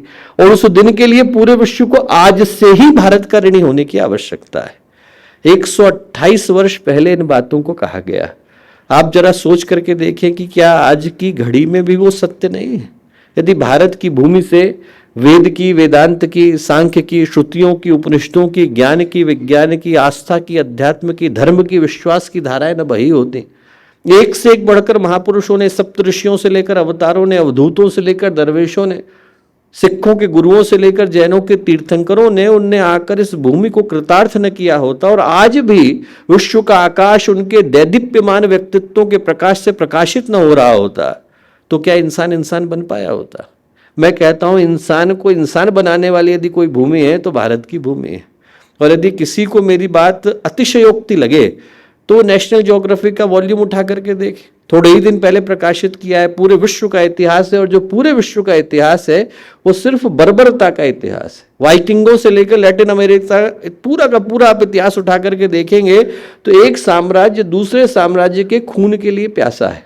और भारत का इतिहास आप उठा करके देखें, 2000 से ज्यादा वर्ष हो गए यहाँ पर बुद्ध आकर करुणा का संदेश सुना करके चले गए। और सिर्फ बुद्धि क्यों, महात्मा गांधी से लेकर महावीर, मुदगल से लेकर दधीची, अरुणी उद्दालक से लेकर श्वेतकेतु, न जाने कितने ऐसे महापुरुष आए जिनने अपने जीवन का उत्सर्ग करने में अपने जीवन की श्रेष्ठता को अनुभव किया। राजसी वैभव को त्याग कर मानवीय करुणा का आलिंगन करना स्वीकार किया। रघु हैं, अजय हैं, दिलीप हैं, इक्ष्वाकु हैं, सिद्धार्थ हैं, वर्धमान हैं, महावीर हैं। आप भगवान राम के जीवन को उठा करके देखिए, जिस गर्व गौरव स्वाभिमान के साथ वो राज्याभिषेक के लिए चढ़ रहे हैं। पूरा का पूरा भारत आमंत्रित है, हर व्यक्ति को बुलाया गया है। और ऐसे समय में जिस गर्व गौरव स्वाभिमान के लिए लेकर के राज्याभिषेक के लिए चढ़ते हैं, उसी समय में घोषणा होती है कि उनको वनवास के लिए जाना है। और उसी स्मित को लेकर, उसी मुस्कुराहट को लेकर, उसी गर्व, उसी गौरव स्वाभिमान को लेकर भगवान राम वनवास के लिए जाते हैं। कल्पना करके देखिए, आदमी के हाथ पर मुफ्त का समोसा रख दीजिए और छीन लीजिए, व्यक्ति किलस करके रह जाता है। वो राज्य जिसके वो नीतिगत दृष्टि से पूरे उत्तराधिकारी थे, वो उनके हाथ से लिया गया और चेहरे पर एक शिकर नहीं आया। और एक दिन के लिए नहीं, 14 वर्ष के लिए लिया गया। आप सोचिए, भारत का इतिहास ऐसे लोगों का इतिहास है जिनने अपने जीवन के उत्सर्ग से समाज के कल्याण की परिभाषा को लिखा। बाकी के देशों में जब लोग लिखना पढ़ना नहीं जानते थे, तब हमारे यहाँ पर नालंदा से लेकर तक्षशिला, विक्रमशिला से लेकर वल्लभी, कांची से लेकर नवद्वीप, ये वो महाविद्यालय, वो विश्वविद्यालय है जो तब तक 32 बैचों को पढ़ाकर अपने दरवाजों को बंद कर चुके थे। एक एक बैच में 1-1 लाख विद्यार्थी आते थे। आप जरा सोच करके देखिए, यही हरिद्वार की भूमि, यहाँ पर महर्षि भारद्वाज का गुरुकुल था। और उनके एल्यूमिनाई में कौन शामिल थे? द्रुपद थे, परशुराम थे, अग्निवैश्य थे, द्रोणाचार्य थे। उनके दरवाजे पर क्या लिखा हुआ था? अग्रे चतुरो वेदः पृष्ठे स सर्वधनम्। हम कैसे विद्यार्थी तैयार करते हैं? ऐसे विद्यार्थी तैयार करते हैं जिनके कंधे पर धनुष है और मुंह पर वेदों का मंत्र है। ऐसे विद्यार्थियों को तैयार करने वाला हरिद्वार का गुरुकुल था। हम लोग जरा सोच के देखें कि घटनाएं तब की हैं जब बाकी देशों में संस्कृतियां तो बहुत दूर की बात है, सभ्यताएं भी पनपने से मना कर रही थी। सभ्यताएं भी नहीं थी वहां, लोग बर्बरता के साथ जीवन को जी रहे थे। तब भारत ने शिखर पर जाकर उन मंत्रों को दिया जिनको आज हम लोग आत्मवत् सर्वभूतेषु मातृवत् परदारेषु परद्रव्येषु लोष्ठवत् के नाम से जानते हैं। अयम निजः परोवेति गणना लघुचेत साम उदार चरिता नाम तो वसुधैव कुटुंबकम। सही पूछे तो मानव को मानवता का पाठ पढ़ाने वाली यही भूमि थी। भारत एक देश का नाम नहीं है, भारत एक संस्कृति का नाम है। यजुर्वेद में ऋषि कहते हैं सा प्रथमा संस्कृतिर विश्वारा, ये उसी संस्कृति के पूजन की कार्यशाला है। और इस संस्कृति के हस्ताक्षर आपको दुनिया के कोने कोने में देखने को मिलते हैं। वो जो काष्ठ मंडप है वो काठमांडू बन गया, वो श्याम जो है थाईलैंड बन गया, वो मलयाचल के झोंके वाला मलेशिया बन गया। आप इधर जाएंगे तो जो अपगण है वो अफगान में बदल गए, जो गांधार है वो कांधार में बदल गया। अजरबैजान के कोने में 6 घंटे की फ्लाइट लेकर के जाइए, वहां आज भी अग्नि देवता का मंदिर है, 2400 वर्ष पुराना है। अंदर घुसेंगे तो लिखा हुआ है ओम अग्नेय नमः, ओम इंद्राय नमः। आज से 2400 वर्ष पहले का बना हुआ मंदिर। उनके पुत्र स्कंद के नाम पर स्कैंडिनेविया बना, उनके नाम पर उपासना का पहला स्थल उपसला बना, और वहां से निकलने वाली जो नदी है दनु, उसके नाम पर डेन्यूब बना। आप जरा सोचिए कि इतने सारे देशों में, इंडोनेशिया जहां का राष्ट्रीय पक्षी गरुड़ है, जहाँ की एयरलाइन का नाम गरुड़ है, जहाँ की राष्ट्रीय टीम का नाम गरुड़ है। हमारे इंडोनेशिया के गवर्नर आए तो उनने एक बड़ी अद्भुत घटना सुनाई। उन्होंने कहा कि उनके यहाँ की जो सबसे बड़ी मस्जिद है, मॉस्क है, उसको देखने के लिए सऊदी अरब के राजा है, उनको घुमाने के लिए इंडोनेशिया के राष्ट्रपति लेकर के गए। और जब मॉस्क के अंदर गए तो मॉस्क के दरवाजे पर गरुड़ पक्षी का क्रेस्ट बना हुआ था। तो उन्होंने पूछा, ये कैसा है साहब कि वहाँ पर मस्जिद है, यहाँ पर गरुड़ पक्षी बने हुए हैं? तो जो इंडोनेशिया के राष्ट्रपति थे उनने बड़ा प्यारा उत्तर दिया। उनने मॉस्क की ओर इशारा करके कहा कि ये हमारा धर्म है, और गरुड़ पक्षी की ओर इशारा करके बोले ये हमारी संस्कृति है। धर्म बदल सकते हैं, संस्कृतियाँ नहीं बदल सकते। ये जो बेटियों की शादी हो जाती है और बेटियां दूसरे घरों को चली जाती हैं तो उनका सरनेम बदल जाता है, बेटियां नहीं बदल जाती हैं। ये बाकी के जितने देश हैं, भारत की बेटियां हैं, और एक न एक दिन तो बेटियों को मायके लौटना ही पड़ता है। तो हम लोग यही प्रार्थना करते हैं कि ये जो सनातन संस्कृति है, जिसके पदचिन्ह, जिसके हस्ताक्षर दुनिया के कोने कोने में किसी न किसी रूप में देखने को मिलते हैं, आज का दिन उस गर्व, गौरव, स्वाभिमान को लेकर के आए, याद दिलाता है कि हम लोग जिस हवा के अंदर सांस ले रहे हैं, जिस पानी को पी रहे हैं, जिस गंगा के किनारे बैठे हैं, जिस हिमालय की छत्र छाया में है, जिस तपस्या से सिक्त भूमि पर आकर के बैठने का, स्पर्श करने का सौभाग्य हम लोगों को मिला, ये उसी को मिल पाता है जिसके जीवन में तप पुण्य प्रकाश की धारा प्रशस्त हो पाती है। उस सौभाग्य का स्मरण करते हुए उस शक्ति को हम लोग अपना जीवन समर्पित करें, जिसको हमने भारत माता कह करके पुकारा। वही आज की सनातन संस्कृति एकमात्र आवाज़ है, एकमात्र गूंज है और एकमात्र पुकार है। आप सबको बहुत सारी शुभकामनाएं, बहुत सारी मंगल का।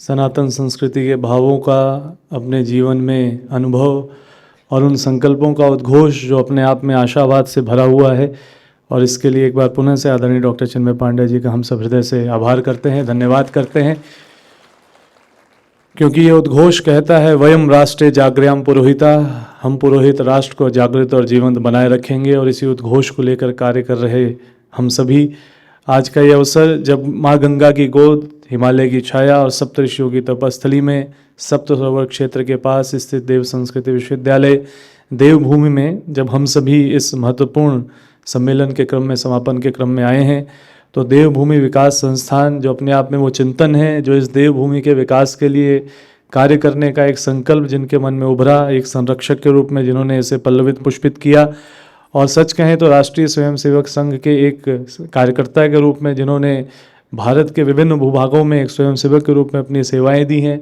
उत्तराखंड को गौरवान्वित करने वाले यहाँ के मुख्यमंत्री भी रहे, और वो भूमि जो कुंभ की भूमि है, जहाँ अमृत कलश छलका था, और आज अगर कहें तो एक मंथन फिर हुआ विचारों का और उसके कुछ अमृत कण यहाँ निकले हैं। तो आज के इस अवसर पर माननीय सांसद हरिद्वार एवं पूर्व मुख्यमंत्री उत्तराखंड आदरणीय श्री त्रिवेंद्र सिंह रावत जी से निवेदन है कि कृपया वे विशिष्ट अतिथि उद्बोधन से हम सबको लाभान्वित करें। एक बार जोरदार तालियों से आमंत्रण आदरणीय श्री त्रिवेंद्र सिंह रावत जी का।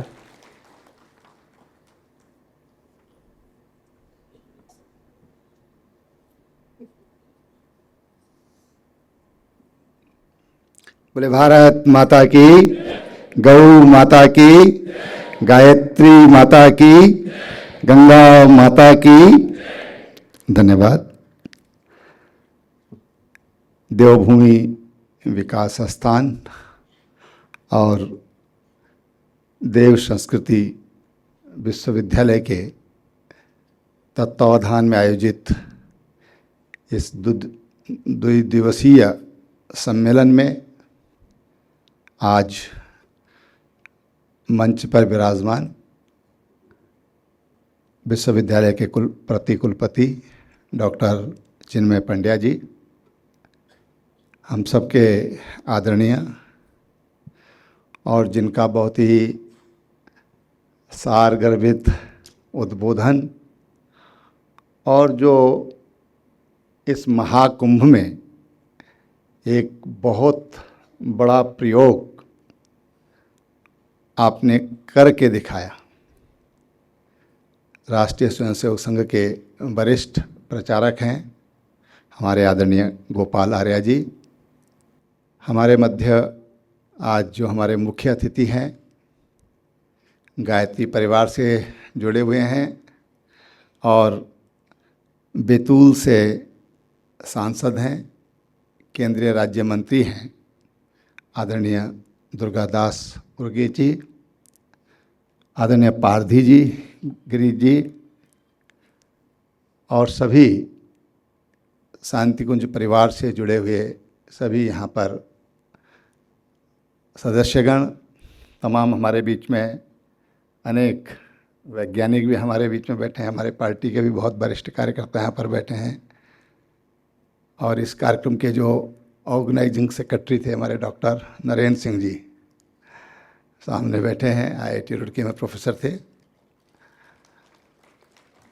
सभी सम्मानित उपस्थिति, पहले तो मैं धन्यवाद करना चाहूँगा देव संस्कृति विश्वविद्यालय का कि इस महत्वपूर्ण आयोजन के लिए स्थान तो आपने दिया ही, ये दिव्य स्थान और जिस प्रयोजन के लिए ये 2 दिवसीय सम्मेलन यहाँ पर संपन्न होने जा रहा है और उसी के अनुकूल ये दिव्य स्थान हमको उपलब्ध हुआ।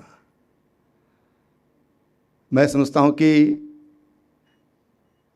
जब हम कुछ अच्छा सोचते हैं तो उसके अनुरूप उसके लिए परमात्मा रचना बनाना शुरू कर देता है। ये कोई और कई विश्वविद्यालयों की तरफ से ऑफर थी कि हमारे यहाँ करिए, हमारे यहाँ करिए, लेकिन जब हमारी टीम ने विचार किया तो ये तय हुआ कि देवभूमि देव संस्कृति विश्वविद्यालय में ही इस कार्यक्रम को हमको करना चाहिए। ये हमारा परम सौभाग्य है और इसलिए मैं बहुत बहुत आभारी हूँ आदरणीय चिन्मय जी के और इस परिवार के, शांति कुंज परिवार के, कि आपने पूरी सहायता इस कार्यक्रम के लिए दी। कल से 8 सत्रों में यहाँ पर विविध आयाम, जो सनातन के आयाम हैं, उन पर यहाँ पर विस्तृत चर्चा विद्वानों के द्वारा की गई और हम इस सब को इकट्ठा कर रहे हैं, पुस्तक रूप में भी कर रहे हैं, डिजिटली भी हो रहा है और इसको हम वेबसाइट पर भी डालेंगे ताकि जो शोधार्थी हैं, जो सनातन पर काम करना चाहते हैं, उनको कुछ दस्तावेज दिए जा सकें। आने वाली पीढ़ियाँ, आने वाला समय और जो लोग इसमें रुचि रखते हैं, सनातन में रुचि रखते हैं, वो यहाँ से कुछ ले सकें, इस तरह का एक प्रयास है। हम सनातनी हैं और जब हम दुनिया के जो धर्म और रिलीजन की चिंता करते हैं, उनके बारे में बातचीत करते हैं, तो ऐसा लगता है कि आज जिसको हम हिंदुत्व कहते हैं, जिसको हम सनातन कहते हैं, भारतीय संस्कृति कहते हैं, आज सारी दुनिया उस ओर देख रही है। बड़ी आशाओं भरी दृष्टि से वो भारत की तरफ देख रही है। अब ये हमारा सामर्थ्य, हमको इतना समर्थवान बनना है, इतना आत्मविश्वास हम भारतीयों के अंदर हमको लाना है कि हमारे मन में ये इच्छा, ये विश्वास कि हाँ, हम दुनिया का मार्गदर्शन कर सकते हैं, ये विश्वास हम पैदा करना चाहते हैं। निश्चित रूप से ये जो प्रोग्राम यहाँ पर 2 दिन चला, इससे हम उस परिणाम की ओर जाएंगे, उस दिशा में हम लोग सोचेंगे। हम जितने शक्तिशाली होंगे, जितने बलवान होंगे, जितना इकट्ठा रहेंगे, जितना एक दिशा की ओर सोचेंगे, एक दिशा की ओर बढ़ने का प्रयास करेंगे, उतनी जल्दी भारत, अब तो मैं सोने की चिड़िया नहीं कहता जी, मैं कहता हूँ कि सोने की चिड़िया रही तो दुनिया इस पे चोंच मारती रही। ये तो डायनामाइट होना चाहिए, ये डायमंड का होना चाहिए। डायमंड सबको काटता है, तो सोने की चिड़िया नहीं, हमको डायमंड का भारत बनाना है और उसके लिए हम सब जितना संगठित होएंगे, जितना जागरूक होएंगे, अपना मन वचन कर्म से जितना हम इस दिशा की ओर आगे बढ़ेंगे, निश्चित रूप से हम लोग सफल होंगे। देवभूमि विकास संस्थान ये 2007 में हमने एक स्थापना की थी और हमने पर्यावरण पर इसका कार्यक्रम शुरू किया था। पहला प्रोग्राम जल पर हमने काम किया, जल बचाओ, पानी की बूंद बूंद बचाओ, और वृक्षारोपण का अभियान, ब्लड डोनेशन।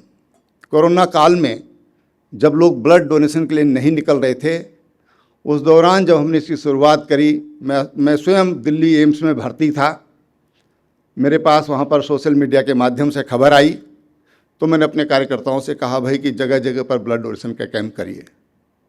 पहली बार में 40 लोग आए, फिर 54 आए, थोड़ा झिझक दूर हुई, फिर 100 आए, फिर 700-600 आए, एक दिन तो 700 कुछ लोग आ गए। और इस तरह से रक्तदान, वृक्षारोपण और अंगदान,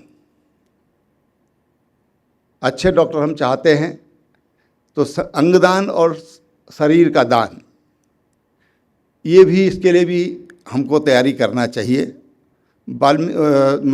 दधीचि देहदान समिति है, राष्ट्रीय स्वयंसेवक संघ की प्रेरणा से रजिस्टर्ड संस्था है, और मेरे ख्याल से 18 लोगों ने अब तक देह दान किया है और 200 कुछ लोगों ने उसके लिए अपने सहमति दी है। बहुत अच्छे उसके परिणाम आ रहे हैं, हम लोग उससे जुड़ सकते हैं। और अभी हम जब हम लोगों ने 21-22 दिसंबर को देहरादून में एक विचारों को लेकर के गंगधारा विचारों की अविरल श्रृंखला हमने एक शुरू की, उसी के क्रम में ये भी हो रहा है जो ये संपन्न होने जा रहा है।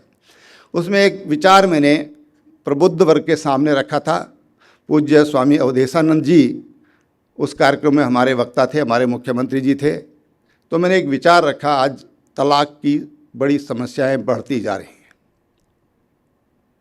और कई जगह तो ये देखने में आ रहा है कि बच्चे शादी करने को तैयार ही नहीं हो रहे हैं, डरे हैं। लड़की भी डरी हुई है, लड़का भी डरा हुआ है, और ये प्रतिदिन बढ़ता जा रहा है। अगर अब भारतीय शब्दकोश में देखेंगे, तलाक शब्द है ही नहीं, ये तो उर्दू का शब्द है, या डिवोर्स अंग्रेजी का शब्द है। हमारे यहाँ इसकी कोई परिकल्पना ही नहीं थी। ये मानते थे शादी हो रही है तो 7 जन्म के लिए हो रही है। शादी होती है, आपको आश्चर्य करेगा, ऐसे ऐसे हमने केसेस देखे हैं कि अगले दिन तलाक हो गया, 3 दिन बाद तलाक हो गया, 2 महीने में तलाक हो गया, 3 महीने में तलाक हो गया। और उसके बाद काउंसलिंग होती है, पुलिस के पास जाते हैं, वकीलों के पास जाते हैं। जब नहीं होती है तो वकील साहब फिर लड़की नहीं बताती या लड़का नहीं बताता कि मेरे साथ क्या हुआ, पर वकील साहब बताते हैं फिर। और इसलिए हमने एक विचार रखा वहाँ पर कि प्री वेडिंग काउंसलिंग होना चाहिए। शादी से पहले परिवारों की काउंसलिंग होना चाहिए। और इस पर अभी हमने एक लगभग 6.5 घंटे का ब्रेन स्टॉर्मिंग का प्रोग्राम किया था, जिसमें जिन्होंने 4,500 से ज़्यादा काउंसलिंग की हैं, ऐसे 4 लोग थे। 2 जो हमारे महिला कल्याण से जुड़ी हुई महिला हैं, महिला पदाधिकारी हैं, सरकार में काम करती हैं, वो थे। साइकोलॉजी के और साइकेट्रिक के हेड थे, एम्स के, हिमालयन यूनिवर्सिटी के। 4-5 वकील थे, 2 कुलपति थे और कुछ छात्र छात्राएं थी। हमने कहा नई जनरेशन को भी इसमें बिठाना चाहिए, ये तो पता चले कि बच्चे क्या सोच रहे हैं हमारे। तो उसमें हमने 12 बच्चे बिठाए थे, जो मेडिकल की पढ़ाई कर रहे थे, जो साइकोलॉजी की पढ़ाई कर रहे थे। ऐसे हमने 12 बच्चे पीजी के वहाँ पर बिठाए थे। उस पर 6.5 घंटे के मंथन के बाद विशेषज्ञों के राय से एक पुस्तक वहाँ पर बन रही है। लेकिन मैं ये बात यहाँ पर इसलिए कह रहा हूँ कि जितने लोग यहाँ पर जुड़े बैठे हैं, हम एक मिशन से जुड़े हुए लोग हैं। हमारे जीवन में कुछ ना कुछ हमारा ध्येय है, उस ध्येय को लेकर के हम लोग इकट्ठा हुए हैं और उस ध्येय की पूर्ति के लिए हम लोग अपनी ओर से प्रयास करते हैं। ये विचार अगर आपको ठीक लगे कि झगड़ा होने से पहले काउंसलिंग होना चाहिए। भाई शादी होती है तो क्या क्या होता है, किस कारण विवाद होते हैं, तो ऐसी ऐसी बातें सामने आई जो यहाँ पर बहुत समय लग जाएगा, क्योंकि 6.5 घंटे की बात को समेटा नहीं जा सकता है। लेकिन पुस्तक रूप में हमारी पुस्तक बन रही है, हम आप तक भी पहुँचाएंगे। लेकिन अगर आप लोगों को उचित लगे, इस ओर भी आप विचार करें। मैं एक बार फिर गायत्री परिवार का, देव संस्कृति विश्वविद्यालय का, हमारे जो अतिथि आए हैं और जो अब चले भी गए कुछ लोग जो कल सवेरे से यहाँ पर अपना मार्गदर्शन दे रहे थे, उन सब का जो उपस्थित भी हैं और जो हमारे बीच में उपस्थित नहीं हैं, उन सब का भी मैं धन्यवाद करते हुए अपनी बात समाप्त करता हूँ।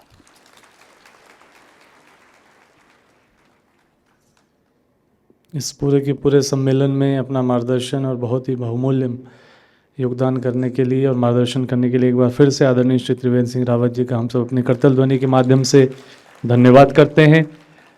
आत्मीय परिजनों, ये अंतर्राष्ट्रीय सम्मेलन अपने समापन के क्रम में है और जब हम इस शिखर पर हैं तो ऐसे अवसर पर घर घर यज्ञ, घर घर संस्कार, घर घर देव स्थापना, घर घर अलग जगाने को, विचार क्रांति अभियान को जन जन तक पहुंचाने को, माँ गायत्री और यज्ञ भगवान को परम पूज्य गुरुदेव परम वंदनीय माता जी के आशीर्वाद से, उनकी प्रेरणा से, उनके साहित्य से जिन्होंने अहर्निश कार्य किया है और एक शिक्षक के रूप में भी उनके जीवन की बहुत ही महत्वपूर्ण भूमिका समाज में रही, तो जन सेवक के रूप में आदिवासी क्षेत्रों से आकर, ग्रामीण क्षेत्र से आकर अपने पुरुषार्थ के बल पर जिन्होंने इस मुकाम को पाया, एक निमित्त बनकर ऐसे माननीय केंद्रीय राज्य मंत्री जनजातीय कार्य मंत्रालय भारत सरकार आदरणीय श्री दुर्गादास उइके जी को हम आमंत्रित करेंगे मुख्य अतिथि उद्बोधन के लिए। जोरदार तालियों से उनका अभिनंदन, स्वागत।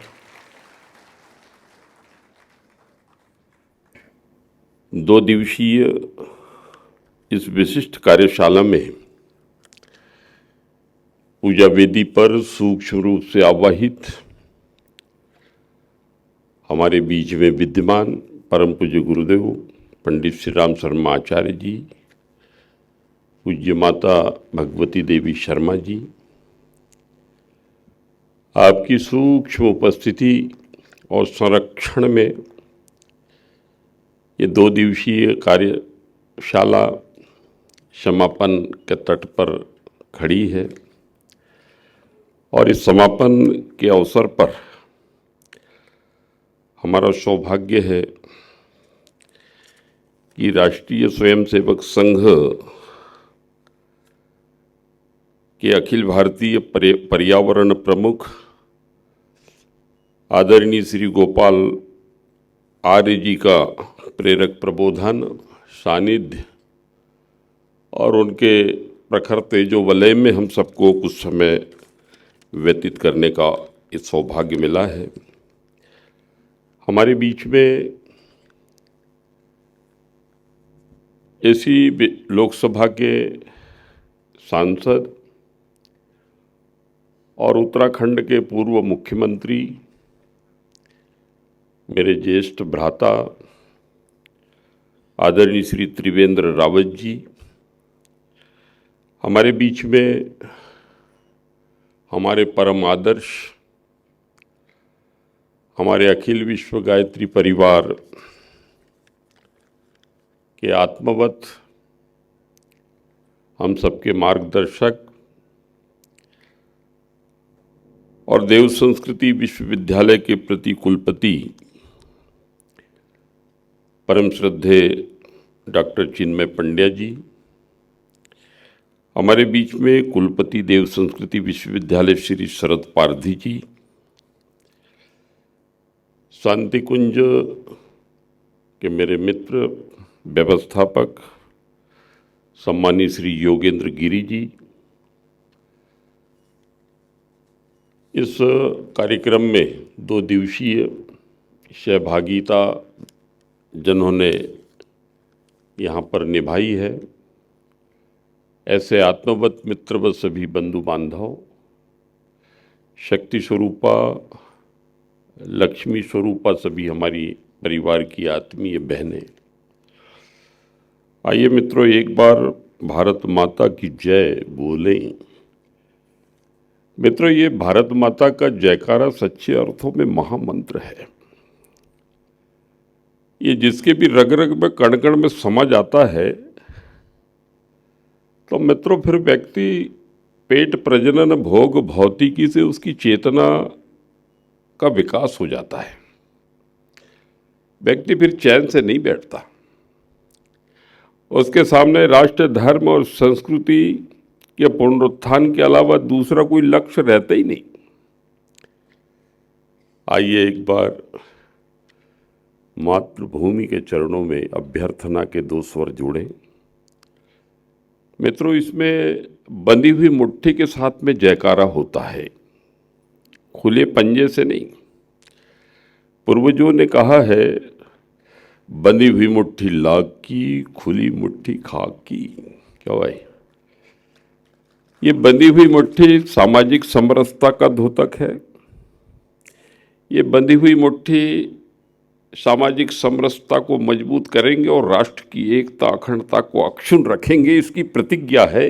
क्या भाई, और जो अनीति, अनाचार, पापाचार, व्याभिचार, राष्ट्र, धर्म, संस्कृति की जो विरोधी शक्तियां हैं, उनके लिए ये बंधी हुई मुट्ठी हनुमान जी का गदा है। क्या भाई, आइए एक बार पूरी श्रद्धा के साथ में, पूरी भावना के साथ मित्रों, माँ के चरणों में जो सब कुछ देने वाली, मित्रों सब कुछ देने वाली, और सारे पूर्वज इसी माँ की गोदी में मुट्ठी भर मिट्टी और मुट्ठी भर राख में इसी में समाये हुए हैं। और हम सबकी भी गति इसी माँ की गोदी में, हमारी अंतिम विश्रांति इसी माँ की गोदी में मिश्रित हो जाने का ये पावन परम सत्य, इतना कुछ देने वाली। तो ये जयकारा सच्चे अर्थों में उसके प्रति कृतज्ञता का भाव है। क्या भाई, एक गिलास पानी पिलाते हैं तो उसके प्रति आभार व्यक्त करते हैं, इतना कुछ देने वाली माँ, उसके प्रति ये श्रद्धा का भाव। आइए दोनों भुजाओं को उठाकर एक बार भारत माता की जय बोलने की कृपा करें। भारत माता की, भारत माता की, वंदे वंदे, गायत्री माता की, परम पूज्य गुरुदेव की, परम वंदनीय माता जी की, शांति कुंज हरिद्वार की, तपोभूमि मथुरा की, पावन जन्मभूमि आवल खेड़ा की। बहुत बहुत धन्यवाद मित्रों।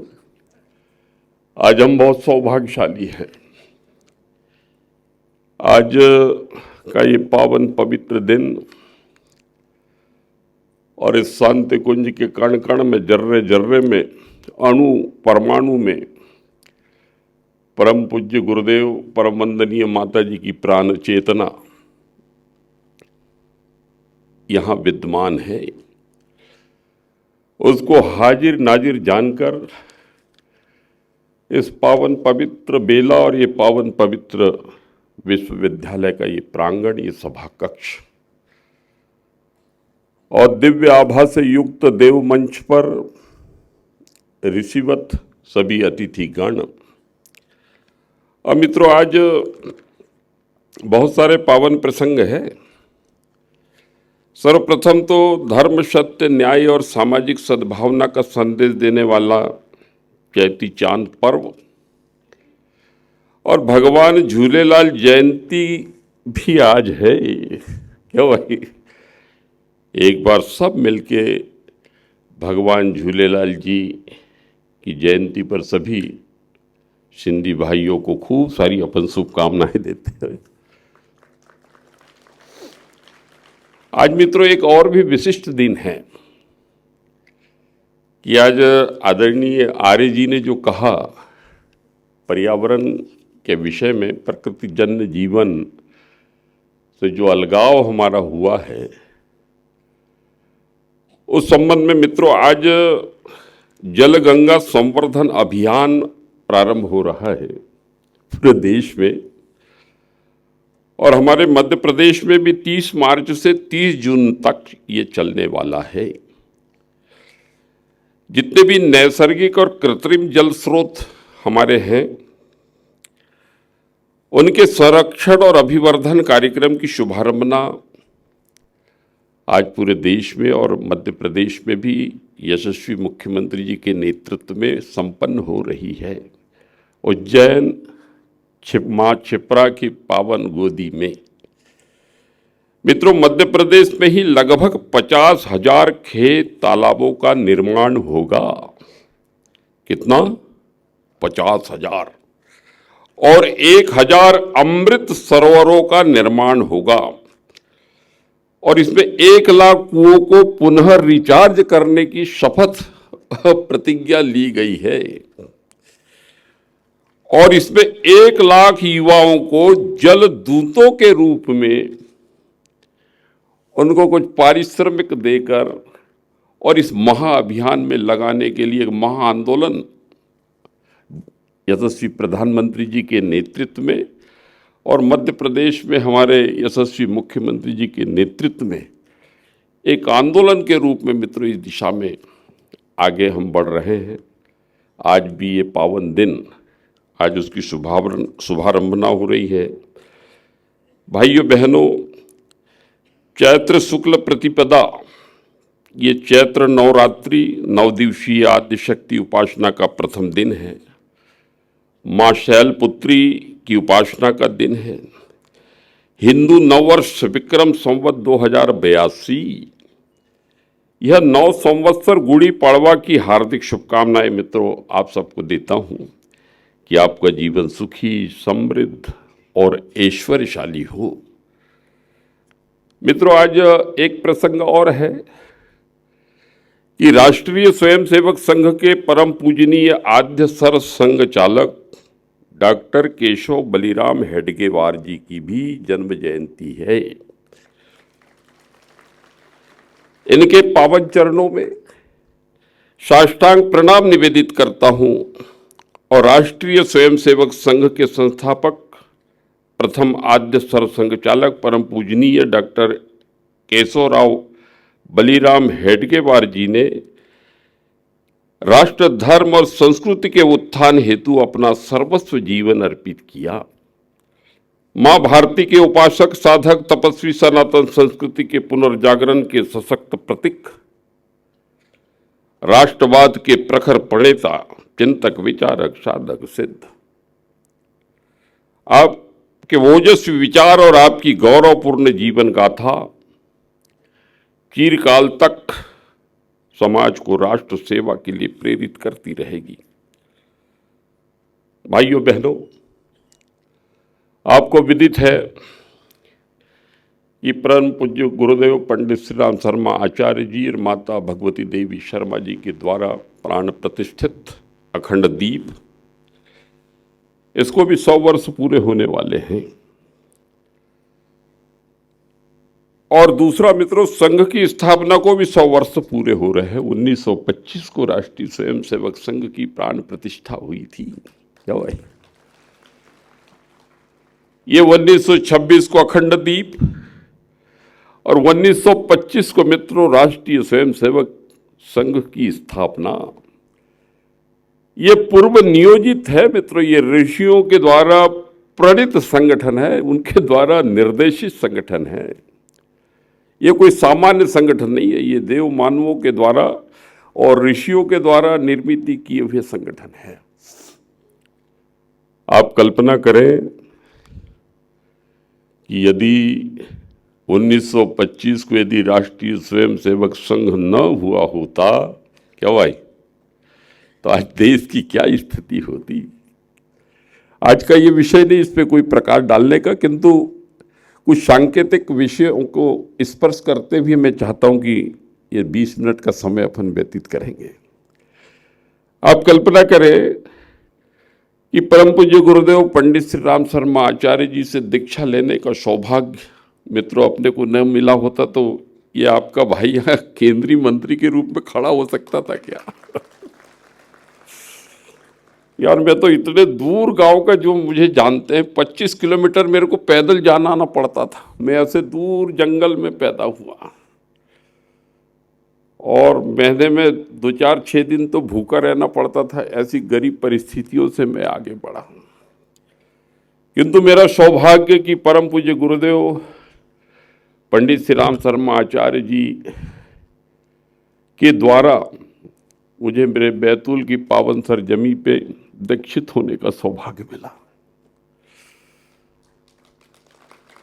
मित्रों, जब पीछे लौट के देखता हूं तो मैं सोचता हूं कि किस जन्मों के पुण्य उदित हुए थे कि मैं उस समय पर जब बैतूल प्रवास था उनका, तब मैं वहां उपस्थित था। ये सब असामान्य घटनाएं हैं मित्रों। यहां जितने भी बैठे हैं, आप कल्पना कीजिए कि अपने पूर्ववर्ती जीवन के बारे में आप चिंतन करें तो आपको इसमें से 90% लोग आपको दिखेंगे कि अपन तो पीछे यार वो बालिया डाकू थे पर अब वाल्मीकि बन गए। क्या भाई, पीछे का जीवन कैसा था अपना? सभी प्रकार के दुर्व्यसन और दुश्चिंतन और सब कुछ था, किंतु धीरे धीरे हमारी चेतना परिष्कृत होते हुए धीरे धीरे हम विचारक, चिंतक, साधक और अपने व्यक्तित्व को परिष्कृत करते हुए अपने परिवार को एक अच्छा स्वरूप दे पाए। समाज में हमारी प्रतिष्ठा बढ़ी। और हम सबको पता है कि परम पूज्य गुरुदेव ने कहा कि भैया गायत्री मंत्र के जपने से क्या भाई क्या मिलता है? ओम स्तुता मया वरदा वेद माता प्रचोदयंताम पावमानी द्विजानाम आयु प्राणम प्रजाम पशुम कीर्तिम द्रविणम ब्रह्म वर्चसम मह्यम दत्वा ब्रजत ब्रह्म लोकम। अरे भाई, जपने वाले अपना अपना देखो कहाँ का खड़े हैं। क्या भाई, अपने को अब ये मिल गया भैया। अरे बीमार हो गए थे यार, तो गुरुजी ने हमको आयु दे दी। अरे बच गए, नहीं तो हम तो बचने वाले नहीं थे भैया। समझे ना? आप पीछे एक एक चीजों को देखेंगे मित्रों, तो ये सब कुछ सबको मिला है जो परम पूज्य गुरुदेव का सानिध्य जिनको मिला है। दिग्भ्रमित कहाँ हुए कि जब हमने दूसरे की चीज अपनी समझ ली। क्या भाई, जो प्रतिभा है, योग्यता है, वो तो गुरुजी ने हमको दी कि बेटा अच्छे से काम करना, ये ले यार, ये तू काम कर अच्छे से, तू अच्छा गाना तू नहीं, तेरे को स्वर अच्छे दे देते हम, तू बेटा अच्छा प्रवचन देना, क्योंकि काम करना है तुमको। गुरुजी की चेतना ने आपके देह को, हमारी देह को माध्यम बना लिया, तो हम उनकी बात बोल रहे हैं। अपना क्या है भाई उसमें, बताओ? क्यों भाई, है क्या कुछ? वेद मंत्रों का शुद्धतम उच्चारण, अनुस्वार, हलंत, विसर्ग, दीर्घ, लय, ताल, ये कौन ने सिखाया? ये सब परम पूज्य गुरुदेव की दी हुई चीजें बाबा। जिनने अपनी समझ ली वो दिग्भ्रमित हो गए, निर्धारित पथ से वो पृथक हो गए। ठीक है, वो ईश्वरी व्यवस्था है। ईश्वरी व्यवस्था है, वो स्वयं इस वृहद महासमुद्र से वो स्वयं किनारे गए, अपन ने नहीं किया। किसी को फुर्सत नहीं है। व्यक्ति स्वयं अपने कृतित्व और व्यक्तित्व की वजह से इस देह से जो भी उत्सर्जित होता है उसको 100 गुना वापस मिलता है। ये इस देह का सिद्धांत है। यहां सब मैग्नेटिक है दोस्तों। सब मैग्नेटिक। आपके चारों तरफ जो कुछ भी बिखरा हुआ है उसके लिए आप स्वयं उत्तरदायी हो, या आपके द्वारा आपने दिया है तो वो आपको रिटर्न मिला है। परम पूज्य गुरुदेव ने क्या कहा? उन्होंने कहा कि यदि परिस्थिति बदलना चाहते हो मित्रों तो अपनी मन स्थिति बदलें। क्यों भाई, मेरे साथ में बोलिएगा, मैं कहूंगा हम बदलेंगे तो पहले मित्रों शुरुआत हमसे ही। हम परिष्कृत हुए बिना हमारी आभा से क्या है कि हमारा परिवार बदले, वाणी से नहीं, हमारे कृतित्व और व्यक्तित्व से हम बदलेंगे। आवाज धीमी है मित्रों। हम बदलेंगे, हम बदलेंगे, हम सुधरेंगे, हम सुधरेंगे। वाह भाई वाह, कितने छोटे छोटे सूत्र है मित्रों। व्यक्ति निर्माण से राष्ट्र निर्माण। हकीकत में व्यवधान कहां आया कि हमने अपने व्यक्तित्व को सुगढ़ नहीं बनाया, और सीधा क्या है कि टोलियों के माध्यम से अपन क्या है कि चले गए यज्ञ इत्यादि करने, ठीक है, व्यक्तित्व परिष्कृत नहीं हुआ। तो परिवार जो रात दिन हमारे साथ में रह रहा मित्रों, तो वो देख रहे कि काका जी मामा जी का व्यक्तित्व कैसा है। भाई ये खुद ही झूठ बोलते हमारे काका जी मामा जी, और हमको बोलते कि झूठ मत बोलो। क्यों भाई? अरे कोई नहीं घर ही आएगा काका जी? नहीं जी घर ही नहीं आए। अरे बोलूं दे रे घर ही नहीं आए काका जी, बोल बोल जाए जाए। तो वो बच्चा सोचता है कि काका जी तो घरी बसले आए, ये मनते तो काका जी घर में नहीं आए।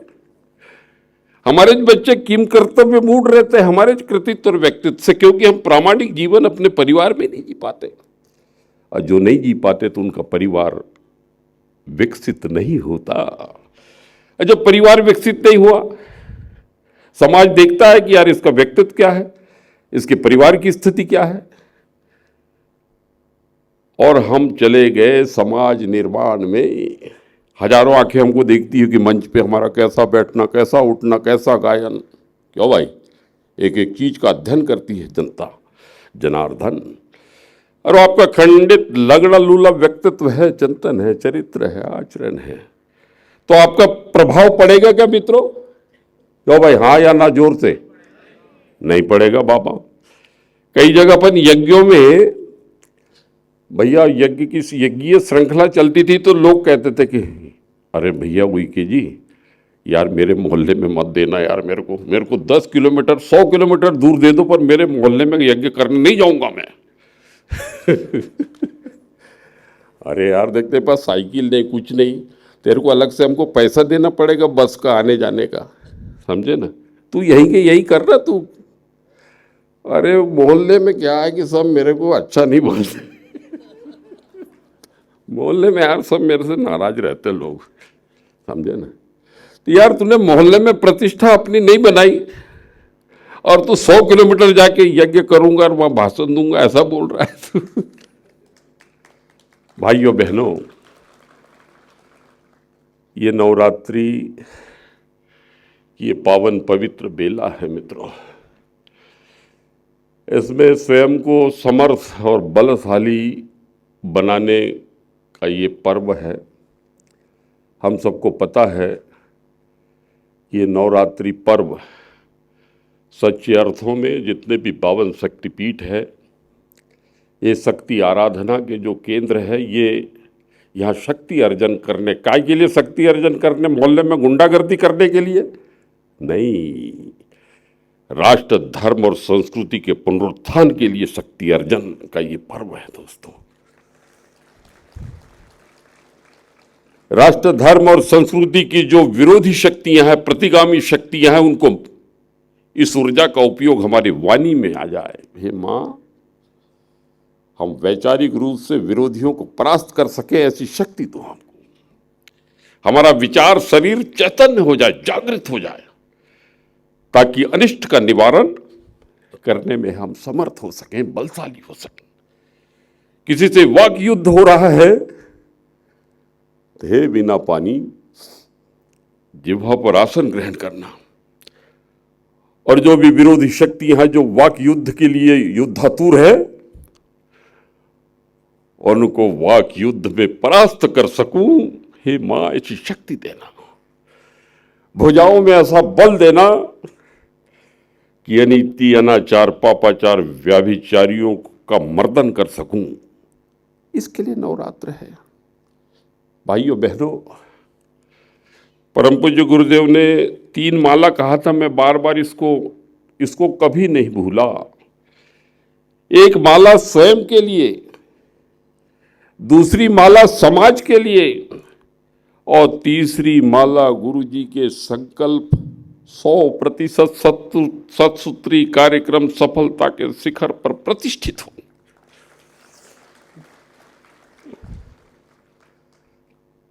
भगवान ने हमको अंग अवयव कहा दोस्तों, अंग अवयव कहा है तो उनकी वेदना का एक अंश भी उसके सहभागी हम हैं, उनके सुख और दुख दोनों के अंशधर हैं हम। यदि कहीं इस तरह की दिक्कतें हैं, ये पार्टनरशिप, ये सहभागिता जो भी निभाते हुए आगे बढ़ रहे हैं दोस्तों, वो उस दिव्य प्रवाह के साथ में जुड़े हैं। और जो स्वयं के लिए ही मांगते रहे, स्वयं का ही विकास जिनका लक्ष्य रहा, विविध प्रकार के अनुष्ठानों में सिर्फ उन्होंने स्वयं के लिए मांगा, संभवतः उनको कुछ मिल गया हो मित्रों, लेकिन प्रभु के आभा मंडल से, गुरु के आभा मंडल से वो दूर हो गए। ये कोई सामान्य विषय नहीं है दोस्तों। आज का ये शैलपुत्री का ये पावन पवित्र दिन, और माँ से प्रार्थना करते हैं कि हे माँ, हमको शक्ति देना, सामर्थ्य देना, बल देना। आत्मीय भाइयों बहनों, जो आज मूल विषय है उधर तो मैं आ ही नहीं पाया। आज अंतर्राष्ट्रीय सम्मेलन का ये समापन का पर्व, और सनातन संस्कृति पे मित्रों ये 2 दिनों में विविध सत्रों के माध्यम से अनेकानेक विषय विशेषज्ञों ने यहाँ पर आद्योपांत उस विषय की प्रस्तुति की है। मैं चाहता हूँ मित्रों कि कुछ विषयों को मैं भी स्पर्श करना चाहता हूँ कि हमारी जो आरण्यक संस्कृति है मित्रों, वनों में ही सभी हमारे वेद सृजित हुए, सारे पुराण, सारे हमारे उपनिषद, सब कुछ 26 लाख से ऊपर जो हमारे गुरुकुल थे, जो कुछ भी पल्लवित पुष्पित हुआ और ये राष्ट्र विश्व गुरु के सिंहासन पर प्रतिष्ठित था, तो हमारी आरण्यक संस्कृति का मित्रों बहुत बड़ा योगदान था। हमारा आदि ग्रंथ ऋग्वेद, और ऋग्वेद से ही मित्रों गायत्री मंत्र प्रादुर्भूत हुआ। क्या भाई? और गायत्री मंत्र के ऋषि विश्वामित्र जी, क्या भाई, गायत्री के देवता सविता देवता, क्या, और भौतिकी चाहिए तो गायत्री, और क्या भाई दिव्य शक्तियाँ चाहिए, रिद्धियाँ सिद्धियाँ चाहिए तो सावित्री। क्या भाई, छोटा सा ये है ना। ये यहीं से मित्रों वेद माता गायत्री से सब कुछ प्रादुर्भूत हुआ। भौतिकी में कोई भी परिवर्तन यदि करना है, विश्वामित्र जी तो पूरी दुनिया को ही एक नई सृष्टि बसा लेना चाहते थे मंत्र की सामर्थ्य से। किसी भी भौतिकी पदार्थ का स्वरूप बदलने की सामर्थ्य इस महामंत्र में है। क्यों भाई?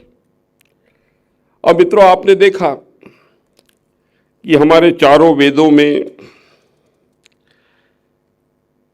हमारी जो वैदिक संस्कृति है, इसके माध्यम से हमारा राष्ट्र, हमारा धर्म, हमारी संस्कृति, हमारी परंपराएं, हमारे रीति रिवाज पूरी दुनिया का पथ प्रदर्शन करते रहे। आत्मीय मित्रों, सनातन संस्कृति में उसकी व्याख्या करने के लिए मित्रों मैं सिर्फ उसके सूत्रों पर ही मैं बात करता हूं कि प्रमुख सिद्धांत जो हमारे परम पूज्य गुरुदेव ने, जिस आधार पे हमारा ये पूरा तंत्र खड़ा है,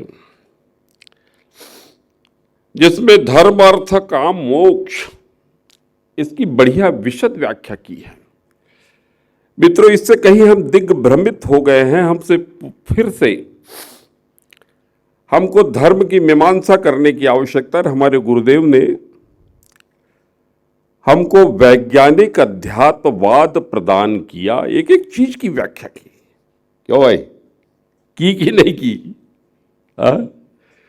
गुरुजी ने कहा कि भाई ओम चंदनस्य महत्वन्यम पवित्रम पापनाशनम आपदाम हरते नित्यम लक्ष्मी तिष्ठति सर्वदा। ये ऐसे ही तो नहीं कहा।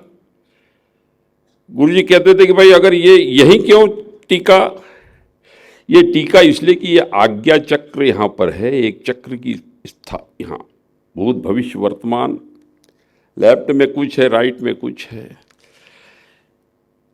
मूलाधार से मेरुदंड होती हुई इंगला पिंगला सुषुम्ना नाड़ियां सहस्रार्थ होती हुई इसी आज्ञा चक्र पे आती है। इसको त्रिवेणी कहा गया है। इस त्रिवेणी को न भूले हमारे आने वाले बच्चे।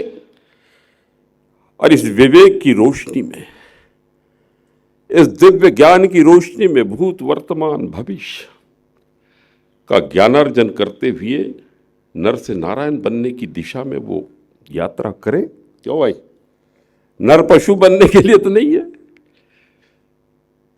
तो हर प्रकार से वैज्ञानिक दृष्टि का जो जागरण यदि पूरे भारतवर्ष में यदि किसी तंत्र में दिखाई देता है तो वो गायत्री परिवार में है।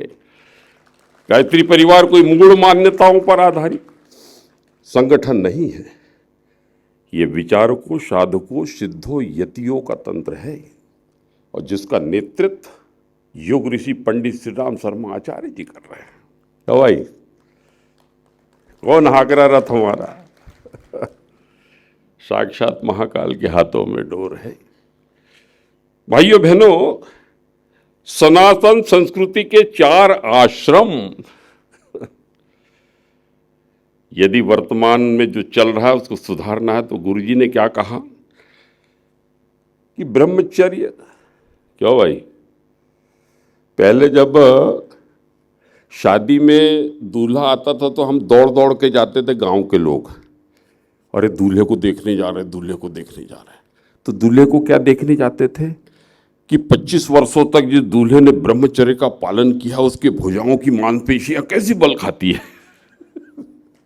उसका उभरा हुआ विरोचित सीना कैसा दिख रहा, उसकी चमकती हुई आंखें सुंदर कैसी दिख रही है। ऐसा दूल्हा देखने के लिए दौड़ के जाते थे। क्यों? क्योंकि वो ब्रह्मचर्य का पालन करता हुआ गृहस्थाश्रम में प्रविष्ट हो रहा था। लेकिन आजकल जो दूल्हे दिखाई देते हैं तो वो दूल्हे घोड़े पे भी अच्छे नहीं दिखते हैं। घोड़ा भी दबता नहीं, ऐसा चल दबता नहीं। मित्रों, बाजे वाले से पूछो दूल्हे को पहचानता क्या, तो वो उसने क्या घोड़े से उतारा दूल्हे को तो दूल्हे की तरफ देखता भी नहीं है पूरे समय। ऐसे आभाहीन दूल्हे। क्यों भाई? क्यों? क्योंकि ब्रह्मचर्य चला गया। ब्रह्मचर्य की शक्ति से ओज, तेज, वर्चस्व रग में कण कण में युवा का टपकता है। मित्रों, जितने भी महापुरुषों ने दिव्य और भव्य और अलौकिक कार्य किए हैं उनके युवा काल में ही उन्होंने इतिहास रचित किया है। दोस्तों, गृहस्थाश्रम, अरे पूरे जीवन में यार एक अर्धांगिनी जो 7 जन्मों का जिससे रिश्ता है उसका विश्वास अर्जित नहीं कर पाता व्यक्ति, ये बड़ी बात है यार। पड़ोसी की बाई है, तुमको क्यों भाई के रूप में जाएंगे? घरची जो आमची अर्धांगिनी आहे त्याच्या संग अगर तुमची यार वो विश्वास तुम पे नहीं करती, तुमको अगर मान लो धोखेबाज कह रही है या कुछ भी ऐसा विश्वास नहीं करती, तुम पे लड़ाई झगड़ा करती, तुम अच्छे आदमी नहीं हो। जीवन में मित्रों, यदि हम अच्छा पति न बन पाए, यदि किसी बहन का एक अच्छा भाई नहीं बन पाए, यदि हम किसी के अच्छे दोस्त नहीं बन पाए, हम किसी के अच्छे पड़ोसी नहीं बन पाए, ये कल्चर कहाँ आ गया यार? 50 मंजिल बिल्डिंग है, पड़ोसी बात नहीं करता, किसी को पहचानता नहीं है। ये कौन सा कल्चर है? हमारे देश का कल्चर नहीं है ये। हवाई जहाज में यात्रा करो, बाजू वाला देखता भी नहीं तुम्हारे तरफ यार। अपन गांव के लोग अपने को बुरा लगता कि यार ये कौन सी जगह आ गए अपन। पढ़े लिखे होने और पैसे वाला होने का मतलब यह है क्या कि पड़ोसी से संबंध मत रखो, पड़ोसी से मित्रवत व्यवहार मत रखो। ऐसा एकांगी, व्यक्तिवादी, स्वार्थी, अवसरवादी जीवन नहीं। गृहस्थाश्रम व्यापकता देता है मित्रों, लघु से विराट बनने की प्रेरणा देता है। ये हमारे ऋषियों ने हमको दिया है। हमको इसको पुनर्जागृत करने की आवश्यकता है। तो जो हमने खोया है, जो आत्मविस्मृति हमको हुई है, जो भटकन आई है हमारे जीवन में, यह हमारा जुम्मा है। ये हमारे सनातन संस्कृति को फिर से पुनर्जागृत और प्राण प्रतिष्ठित करेंगे। इसके लिए हमने ये जन्म लिया है। ये बुद्धत्व, ये बोध, ये प्रत्येक व्यक्ति को होना चाहिए मित्रों। ऐसे वानप्रस्थ सन्यास, बाबा जी 90 साल के हो गए तो भी वो क्या है कि चाबी जो है इधर बाजू में ही उनने बांध के रखी, वो बच्चे को दे ही नहीं रहे। बच्चे बोलते कि काका जी तुम्हारा बहुत कम समय बचा है, 4 भाई है, जमीन का बंटवारा कर दो और मुक्ति पाओ। अरे नहीं रे, मैं जब तक हूं तब तक तो रहने भाई, तो बाद में लड़ते झगड़ते रहना। भाइयों बहनों, हमारे सनातन संस्कृति के 4 स्तंभ जो हमारे पूर्वजों ने हमको दिए मित्रों, आप देखेंगे कि सनातन संस्कृति में वेद पुराण, ऋग्वेद में देवताओं की स्तुति, सूक्तों, ब्रह्मांड की उत्पत्ति और आध्यात्मिक ज्ञान पर केंद्रित है। हमको इसको स्वयं भी अध्ययन करना है दोस्तों, और हमारे बच्चों को इसके बारे में बताना है।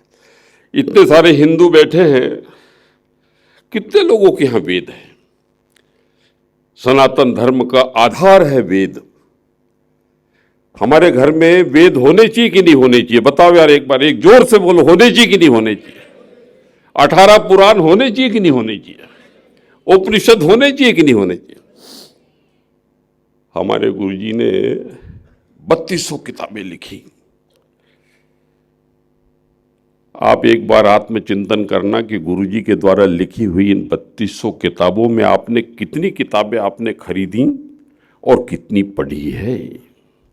क्यों भाई मित्रों, इसके बिना, इसके अध्ययन के बिना, और जो अध्ययन किया है वो धारण किए बिना अध्ययन का कोई मतलब नहीं है।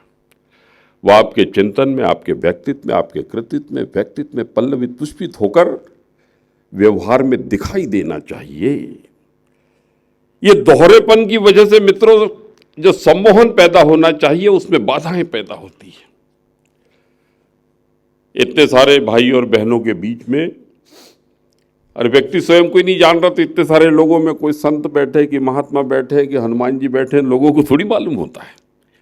इतने सारे देवताओं के बीच में यदि आप प्रामाणिक नहीं है या प्रामाणिक तरीके से जीवन नहीं है मित्रों, तो अपने बेटे को, बच्चे को नहीं बदल पाते, इतने बड़े समाज को बदलना तो बहुत बड़ी बात है। क्यों भाई? पहले तो अपने बेटे बड़े बेटियों को ही बदलना है, घर के लोगों को। अगर ये बदलेंगे तब पड़ोसी बदलेगा। तो मित्रों इस दिशा में हमको नए सिरे से मित्रों हमको सोचने की आवश्यकता है। मैं श्रीमद् भागवत गीता, भाइयों बहनों, सच्चे अर्थों में आज जो भागवत हो रही है, भागवत कथाएं हो रही हैं, हकीकत में भागवत कथा का मतलब क्या था कि भाई राजा परीक्षित जी को अब 7 दिन बचे थे उनको, और 7 दिन में ही उनको मोक्ष की प्राप्ति कराना था, ऐसा प्रसंग था। तो उस कालखंड में ढूंढा गया कि भाई भागवत करने वाला कौन, उसके लिए पात्र व्यक्ति चाहिए था। पात्र व्यक्ति कैसा कि भैया जो मूलाधार से स्वाधिष्ठान, स्वाधिष्ठान से मणिपुर, मणिपुर से अनहद और विशुद्ध आज्ञा चक्र होता हुआ सहस्त्रार की यात्रा करा सके। पहले दिन की कथा में मूलाधार चक्र की कथा है, जिसमें पाताल लोक, मतलब ये पाताल लोक की कथा है उसमें। क्यों भाई? दूसरे दिन की कथा कि ये पेट प्रजनन में पड़ा रहेगा क्या तू, स्वादिष्ठान। इस तरीके से मित्रों जो कुंडलिनी जिसकी जागृत है, जो मूलाधार से सहस्रार की यात्रा करने वाला साधक है, वो अंत में सहस्त्रार तक आते हुए ये 10वां द्वार उसका, यहाँ से प्राण निकलकर और मोक्ष उसको मिलता था। ये विधान है। लेकिन मित्रों जो सही और सटीक जिसके लिए भागवत की जाती है, जिससे पूर्वजों को तुष्टि पुष्टि शांति मिलती है, किंतु आजकल भागवत में क्या अंतर आ गया कि 1000 रुपये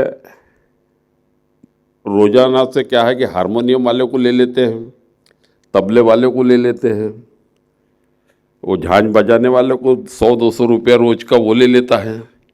और इस तरीके से भागवत होती है कि वहाँ ऐसा लगता है कि ये भागवत जो करनी चाहिए, मूलाधार से सहस्त्रार की कथा बतानी चाहिए लोगों को, और वो जो पूर्वजों की तुष्टि पुष्टि के लिए वहाँ फोटो रखी है वो छोड़ के सब होता है वहाँ, समझे ना। नाचना होता, कुदड़ना होता, वो नाचने कुदड़ने का विषय नहीं है ना बाबा वो वो नाचने कुदड़ने का विषय नहीं है, वो अंतस चेतना को जगाने का विषय है, और जगाकर मित्रों उस अनंत से जुड़ने का विषय है। तुमने नौटंकी टाइप का उसको बना दिया यार। भाइयों बहनों, मेरा कोई आक्षेप नहीं है, मैं तो सनातन धर्म फिर से पुनर्स्थापित हो। हमारे गुरुदेव ने, परम पूज्य गुरुदेव ने समाज में व्याप्त तमाम इस तरह की जो विकृतियां आ गई थी हमारे समाज में, उसको ठीक करने के लिए मित्रों ये हमारा परिवार बना है।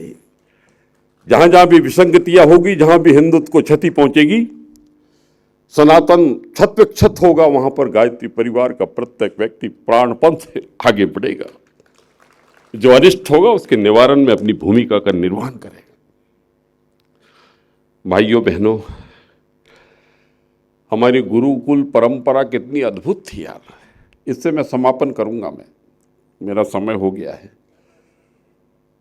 मित्रों, ये गुरु शिष्य परंपरा, हमारी संस्कार परंपरा खंडित होने की वजह से आपको आश्चर्य होगा कि गर्भाधान संस्कार, हमारा पावन पवित्र वैदिक संस्कार हमारे पूर्वजों ने हमको दिया था, ये खाली जगह दिखाई देती है, लेकिन यहाँ एक समृद्ध सृष्टि बसती है। इसका बोध हम सबको है मित्रों। ये हवा के 49 घेरों में अलग अलग स्तर की सारी चेतनाएं, अलग अलग प्रकार का सारा सरंजाम सजा हुआ है। हम प्राणायाम के माध्यम से ये प्राण ऊर्जा और विविध प्रकार की चीजें ग्रहण करने के विविध विधान हमारे ऋषियों ने हमको दिए हैं, योगिक विधान। भाइयों बहनों, तुमको राम चाहिए कि कृष्ण चाहिए कि तुमको रावण चाहिए, क्या चाहिए, ये यहाँ है ना भाई। तुम निर्धारित पाठ्यक्रम दिया है, वैसा जीवन जीते भी आप जैसी संतति चाहते हो उसका आह्वान तो करो। क्यों भाई आह्वान करना जरूरी। हमारे पूर्वजों ने कहा कि जैसा सोचोगे वैसा ही होगा। भाइयों बहनों, हमारे ऋषियों ने गर्भाधान के बाद पुंसवन दिया कि तीसरे महीने में सारे इधर के भी माता पिता सारे लोगों को, और उनको बताते कि ये जो जीवात्मा आ रही भैया, इसका लालन पालन अच्छे से करना, और वो बाई जो है, बहन जो हमारी बेटी है, इसको अच्छे पोषक तत्व वगैरह खिलाओ, इसका ध्यान रखो, इसका चिंतन अच्छा हो, इसको टीवी मत देखने देना, इसको फिल्म मत देखने देना है, बाई को कुछ धार्मिक पुस्तक दो पढ़ने के लिए, ताकि बच्चे पे अच्छे संस्कार पढ़े। भाइयों बहनों, अन्नप्राशन, नामकरण, मुंडन, उपनयन, और उसके बाद गुरुकुलों में विद्यारंभ होता था। क्या भाई? मुंडन, अनिष्ट का निवारण, पिछले जन्मों का कुछ लेके आया तो उसको सफा कर। क्या भाई? और जनेऊ का मतलब कि तेरा जीवन सिर्फ 2 बच्चे पैदा करने और उसके लिए जीवन 70 साल का गवा देने के लिए नहीं हुआ है। तेरा जीवन महान कार्यों के लिए हुआ, महान बनने के लिए तेरा जीवन हुआ। ये बोध हमेशा तेरे को रहे, इसके लिए जनेऊ। क्या भाई? 9 लड़ियों का जनेऊ, 9 महीने माँ के पेट में, और बाहर जब आए तो जीवन लक्ष्य स्पष्ट होना चाहिए। ये गुरुकुलों में मित्रों ये भी स्पष्ट कॉन्सेप्ट स्पष्ट हो जाता था हमारे गुरुकुलों में। और उसके बाद मैं कौन हूं, यहां से पढ़ाई शुरू होती थी। अरे बाबा तू देह है कि आत्मा है? अरे कई कई जन्मों तक यार ये कॉन्सेप्ट क्लियर नहीं होता। आदमी दोनों नाव पर जबरन यात्रा करते रहता है, लोगों को भ्रमित करते रहता है, और वो थकते रहता है, नाना प्रकार के सांसारिक दुख सहते रहता है व्यक्ति। अरे भाई एक तरफा हो जाना, एक तरफा हो जाने से तो भौतिक संपदा का स्वामी बन जाएगा। तेरे रावण जैसी सोने की लंका बना सकता है तू, लेकिन एक तरफ रहे। लेकिन तू धीरू भाई अंबानी भी बनना चाहता है और स्वामी विवेकानंद भी बनना चाहता है, और जबरन इस संसार सागर में जबरन ये यात्रा इस तरीके से थकते मरते खड़ते करते रहता। एक तरफ तो हो, गुरुकुलों में गुरु आत्म तत्व और ये इंद्रिय जनित जीवन की यथार्थता का बोध विद्यार्थी को कराता था। विद्यार्थी का कॉन्सेप्ट क्लियर रहता था कि मैं आत्मा हूं, शाश्वत हूं, सनातन हूं। क्यों भाई देगा जीवन से ऊपर की यात्रा। भाइयों बहनों, हमारी सनातन संस्कृति अद्भुत है मित्रों, आश्चर्यजनक। पंचाग्नि विद्या के सिद्ध साधकों से। दूसरा कि मैं ये शरीर काय से बना भैया, तो पृथ्वी जल वायु अग्नि आकाश से। अरे तो जिसका देव तत्व, जिससे ये निर्मित हुई देह की, तो यार पानी तेरे अंदर है, जितना 70% पानी बाहर है बाबा, उतना तेरे शरीर में भी है। इसलिए यत पिंडे तत् ब्रह्मांड ऐसा कहा पूर्वजों ने। सनातन संस्कृति ऐसा कहती है कि जो हमारे भीतर है वो बाहर बिखरा हुआ है। तो तू ये नदियों को, तू इतना ज्ञानी होकर भी नदियों को यार तूने प्रदूषित कर दिया। ध्यानस्थ हमारे ऋषियों ने कहा कि बेटा, परम पूज्य गुरुदेव कहते कि बेटा ध्यानस्थ होके तुम देखोगे तो ये सारी वनस्पतियों से श्वेत धवल बादलों की तरह प्राण उनसे निःसृत हो रहा है और तुम्हारे पास आ रहा है। और जब आप सांस अंदर कर रहे हैं तो ये प्राण ये आपके भीतर जा रहा है और पूरे शरीर में घुमाना बेटा इसको। और जब सांस छोड़ना तो तुम्हारे भीतर की न्यूनताएं, तुम्हारे भीतर की कमजोरियां, तुम्हारे भीतर का दुश्चिंतन, दुराचरण काले बादलों की तरह इस काया से निकलकर जाता है। और कहाँ जाता वो? वृक्षों के पास जाती है वो कार्बन डाइऑक्साइड। हमारे भीतर से जो निकल रही हवा वो भोजन बनती है पेड़ पौधों की, और पेड़ पौधों से जो निकलता है वो भोजन बनता है हमारा, वो प्राण बन के हमारे भीतर जाता है। तो पेड़ पौधों और हमारा जीवन एक दूसरे पर अविच्छिन्न रूप से हम आश्रित है। तब हम कुल्हाड़ी से किसी वृक्ष को कैसे काट सकते हैं? ये असंवेदनशीलता, ये भोगी दृष्टि पश्चिम से हमको मिली है दोस्तों। सनातन, मेरे घर में मेरी छोटी बहन को एक बार खुजली हो गई, तो मेरी दादी बोले कि लोटे भर पानी ले जा बेटा, और वो नीम का पेड़ है ना सिवाने में, वहाँ नीम के पेड़ पे एक लोटा पानी चढ़ाना और उससे बोलना कि हे नीम देव, कुछ पत्तियाँ मेरे को चाहिए, मेरी छोटी बहन को खुजली हो गई है तो ये दवा के रूप में काम करेगी।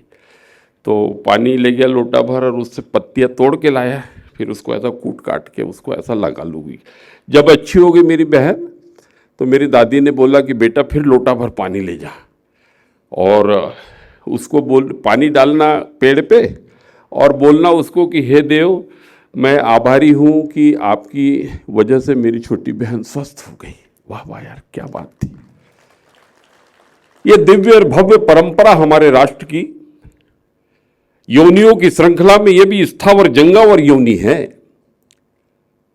हमारे ऋषियों ने तो आगे ये कहा कि ये एक दिन ये भी कभी मनुष्य थे, ये पेड़ पौधे भी ऐसा हमारे तरह ही वे सोचते हैं, हमारी तरह ही उनकी संवेदना है, भावना है, हमारी तरह ही वो वृक्ष से वृक्ष आपस में संवाद करते हैं। जीवन भर हमारा पोषण करने वाले वन, उनके प्रति ये जो असंवेदनशीलता हमारे बीच आई है दोस्तों, हमको जो पश्चिम से हमने ये लिया, और ये शिक्षा दीक्षा जो ये लॉर्ड मैकाले से लेकर ये जिस तरह से पश्चिम ने हमको परोसा। आप एक बात बताएं कि जितनी भी नदियां खराब हुई हैं, प्रदूषित हुई है दोस्तों, ये कौन ने की? गांव के अनपढ़ लोगों ने की क्या? 80% जो गांव में रहते हैं उनने की क्या नदियां खराब? ये उनने खराब की है दोस्तों जो पढ़े लिखे हैं, जिनको अंग्रेजी बोलते आती है और भी हवाई जहाज में यात्रा करते हैं, ठीक है ना। गांव के लोगों ने ये नहीं किया। इतने सारे जंगल कटे, अगर होते तो वो मित्रों जितनी भी अव्यवस्था दिखाई दे रही है, ये जो पश्चिमी दर्शन हमारे ऊपर हावी हुआ, अपनी बोली, भाषा, संस्कृति, रहन सहन, खान पान, रिश्ते नाते, पर्व त्योहारों के प्रति जो अश्रद्धा पैदा हुई हमारे मन में, और विदेशी का कूड़ा कचरा हमने अपने व्यक्तित्व में, चिंतन में, चरित्र में, व्यवहार में, आचरण में, शिक्षा में, दीक्षा में, अपने परिवार तक लेके आए, उससे हमारा सामाजिक ताना बाना अस्त व्यस्त हुआ है दोस्तों। और मैं आयोजक मंडल के सभी साथियों का अभिनंदन करता हूं, स्वागत करता हूं कि इतनी बढ़िया कार्यशाला यहाँ पर रखी और विविध विषयों का प्रतिपादन यहाँ पर हुआ। मैं सोचता हूँ कि मैं भी 2 दिन आपके साथ में बैठता और उन सारे विचारकों को सुनता मित्रों, तो मेरे ज्ञान में वृद्धि होती। मैं एक बार फिर आयोजक मंडल का अभिनंदन करते हुए और श्रद्धेय डॉक्टर चिन्मय पंड्या जी, परम पूज्य गुरुदेव, परम वंदनीय माता जी के चरणों में प्रणाम निवेदित करते हुए मैं अपनी बात को यहीं विश्रांति की अनुमति चाहता हूँ। भारत माता की जय। अपने आप में सनातन संस्कृति के इस आत्मीय भाव के लिए एक बार जोरदार तालियां। जिस भाव से ये परिवार है, ये अपनत्व है, ये अपनापन है, और सचमुच सनातन संस्कृति के व्यावहारिक सूत्रों को, और सच कहें कि भूमिकाएं कुछ भी हो, लेकिन विचार क्रांति अगर जीवन में घटित हो गई तो एक एक शब्द जो निकलता है अनुभव के साथ, वो अपने आप में अत्यंत प्रेरक होता है। एक बार पुनः से जोरदार तालियों से धन्यवाद करते हैं आदरणीय श्री दुर्गादास उइके जी का। अब विमोचन का क्रम है। विमोचन के क्रम में सबसे पहले देव संस्कृत विश्वविद्यालय के हमारे पत्रकारिता एवं जनसंचार विभाग के विद्यार्थियों की पहल संस्कृति संचार, जो कि सकारात्मक पत्रकारिता का एक पत्र है, इसका नया अंक, जोरदार तालियों से इसका अभिनंदन और विमोचन हो रहा है। साथ ही साथ देव संस्कृत विश्वविद्यालय में ही कृत पुस्तक समग्र मनस चिकित्सा शास्त्र श्रीमद् भागवत गीता व्यक्तित्व का त्रिगुणात्मक आयाम, और ये पुस्तक डॉक्टर गायत्री गुरवेंद्र जी, डॉक्टर अमृतलाल गुरवेंद्र जी की लिखी हुई है, इसके भी यहाँ पर विमोचन हो रहा है। तो आप सभी और हम सभी आइए इस अवसर पर जोरदार तालियों से अभिनंदन करते हैं। देव संस्कृति विश्वविद्यालय में जहाँ ब्रह्मवर्चस्व की स्थापना के साथ ही वैज्ञानिक आध्यात्मवाद के शोधपरक प्रयोग आज से दशकों पूर्व परम पूज्य गुरुदेव ने आरंभ किए। श्रद्धेय डॉक्टर प्रणव पांड्या जी के मार्गदर्शन में अनेकानेक PhD और लेख लिखे गए हैं, और उन्हीं में से एक यहाँ प्रकाशित है। तो एक बार पुनः जोरदार तालियों से अभिनंदन। स्मृति चिन्ह प्रदान यहाँ पर किया जाएगा हमारे आदरणीय प्रतिकुलपति महोदय से। आदरणीय आज के कार्यक्रम के मुख्य अतिथि आदरणीय श्री दुर्गादास उइके जी को माँ गायत्री का ये दिव्य चित्र, और देव संस्कृति विश्वविद्यालय में स्वावलंबन के चिंतन से निर्मित जूट का बैग, और साथ ही साथ माँ गंगा का पवित्र जल, रुद्राक्ष की पवित्र माला, और ये आत्मीयता श्रद्धा का भाव, ज्ञान गंगा जहाँ से प्रवाहित हो रही है, माँ गंगा जहाँ से प्रवाहित हो रही हैं, ऐसे हरिद्वार से ये दिव्य प्रसाद, स्वावलंबन आलोंदन का प्रतीक हमारे जूट का बैग, और युग ऋषि परम पूज्य गुरुदेव का साहित्य। आदरणीय श्री त्रिवेंद्र सिंह रावत जी को विशेष रूप से माँ गायत्री का यह चित्र प्रदान किया जा रहा है। अखिल विश्व गायत्री परिवार का ये आत्मीयतापूर्ण भाव आपको प्रेषित है। हमारे आदरणीय श्री गोपाल आर्य जी को माँ गायत्री का चित्र, मेरे ख्याल से साधकों के हाथों की तालियों में भाव और गहरे हो सकते हैं। आत्मीयतापूर्ण भाव से, पूर्ण भाव से अभिनंदन करते हुए आप देख सकते हैं जहां एक और अपने आप में पूरे विश्व में विशिष्ट कार्य कर रहे परिवार संगठन साथ मिलकर इस कार्य को कर रहे हैं, तो यहाँ पर ये दिव्य क्रम अपनी पूर्णता को पाता हुआ। आइए शांति पाठ के साथ इस क्रम में आगे चलेंगे। समग्र भाव से शांति पाठ। ओम देव शांति अंतरिक्षं शांति पृथ्वी शांतिरापः शांतिरोषधयः शांतिः वनस्पतयः शांतिर्विश्वे देवाः शांति ब्रह्म शांतिः सर्वगं शांतिः शान्तिरेव शान्तिः सामा शान्तिरेधि ॐ शान्तिः शान्तिः शान्तिः सर्वारिष्ट सुशान्तिर्भवतु। आप सभी अभी अपने स्थान पर बने रहेंगे। हमारे बीच से मंचस्थ अतिथि प्रस्थान कर रहे हैं। हमारे YouTube चैनल शांति कुंज वीडियो गायत्री परिवार को सब्सक्राइब करें एवं बेल आइकन जरूर दबाएं ताकि गायत्री परिवार की विभिन्न गतिविधियों की जानकारी आपको मिलती रहे।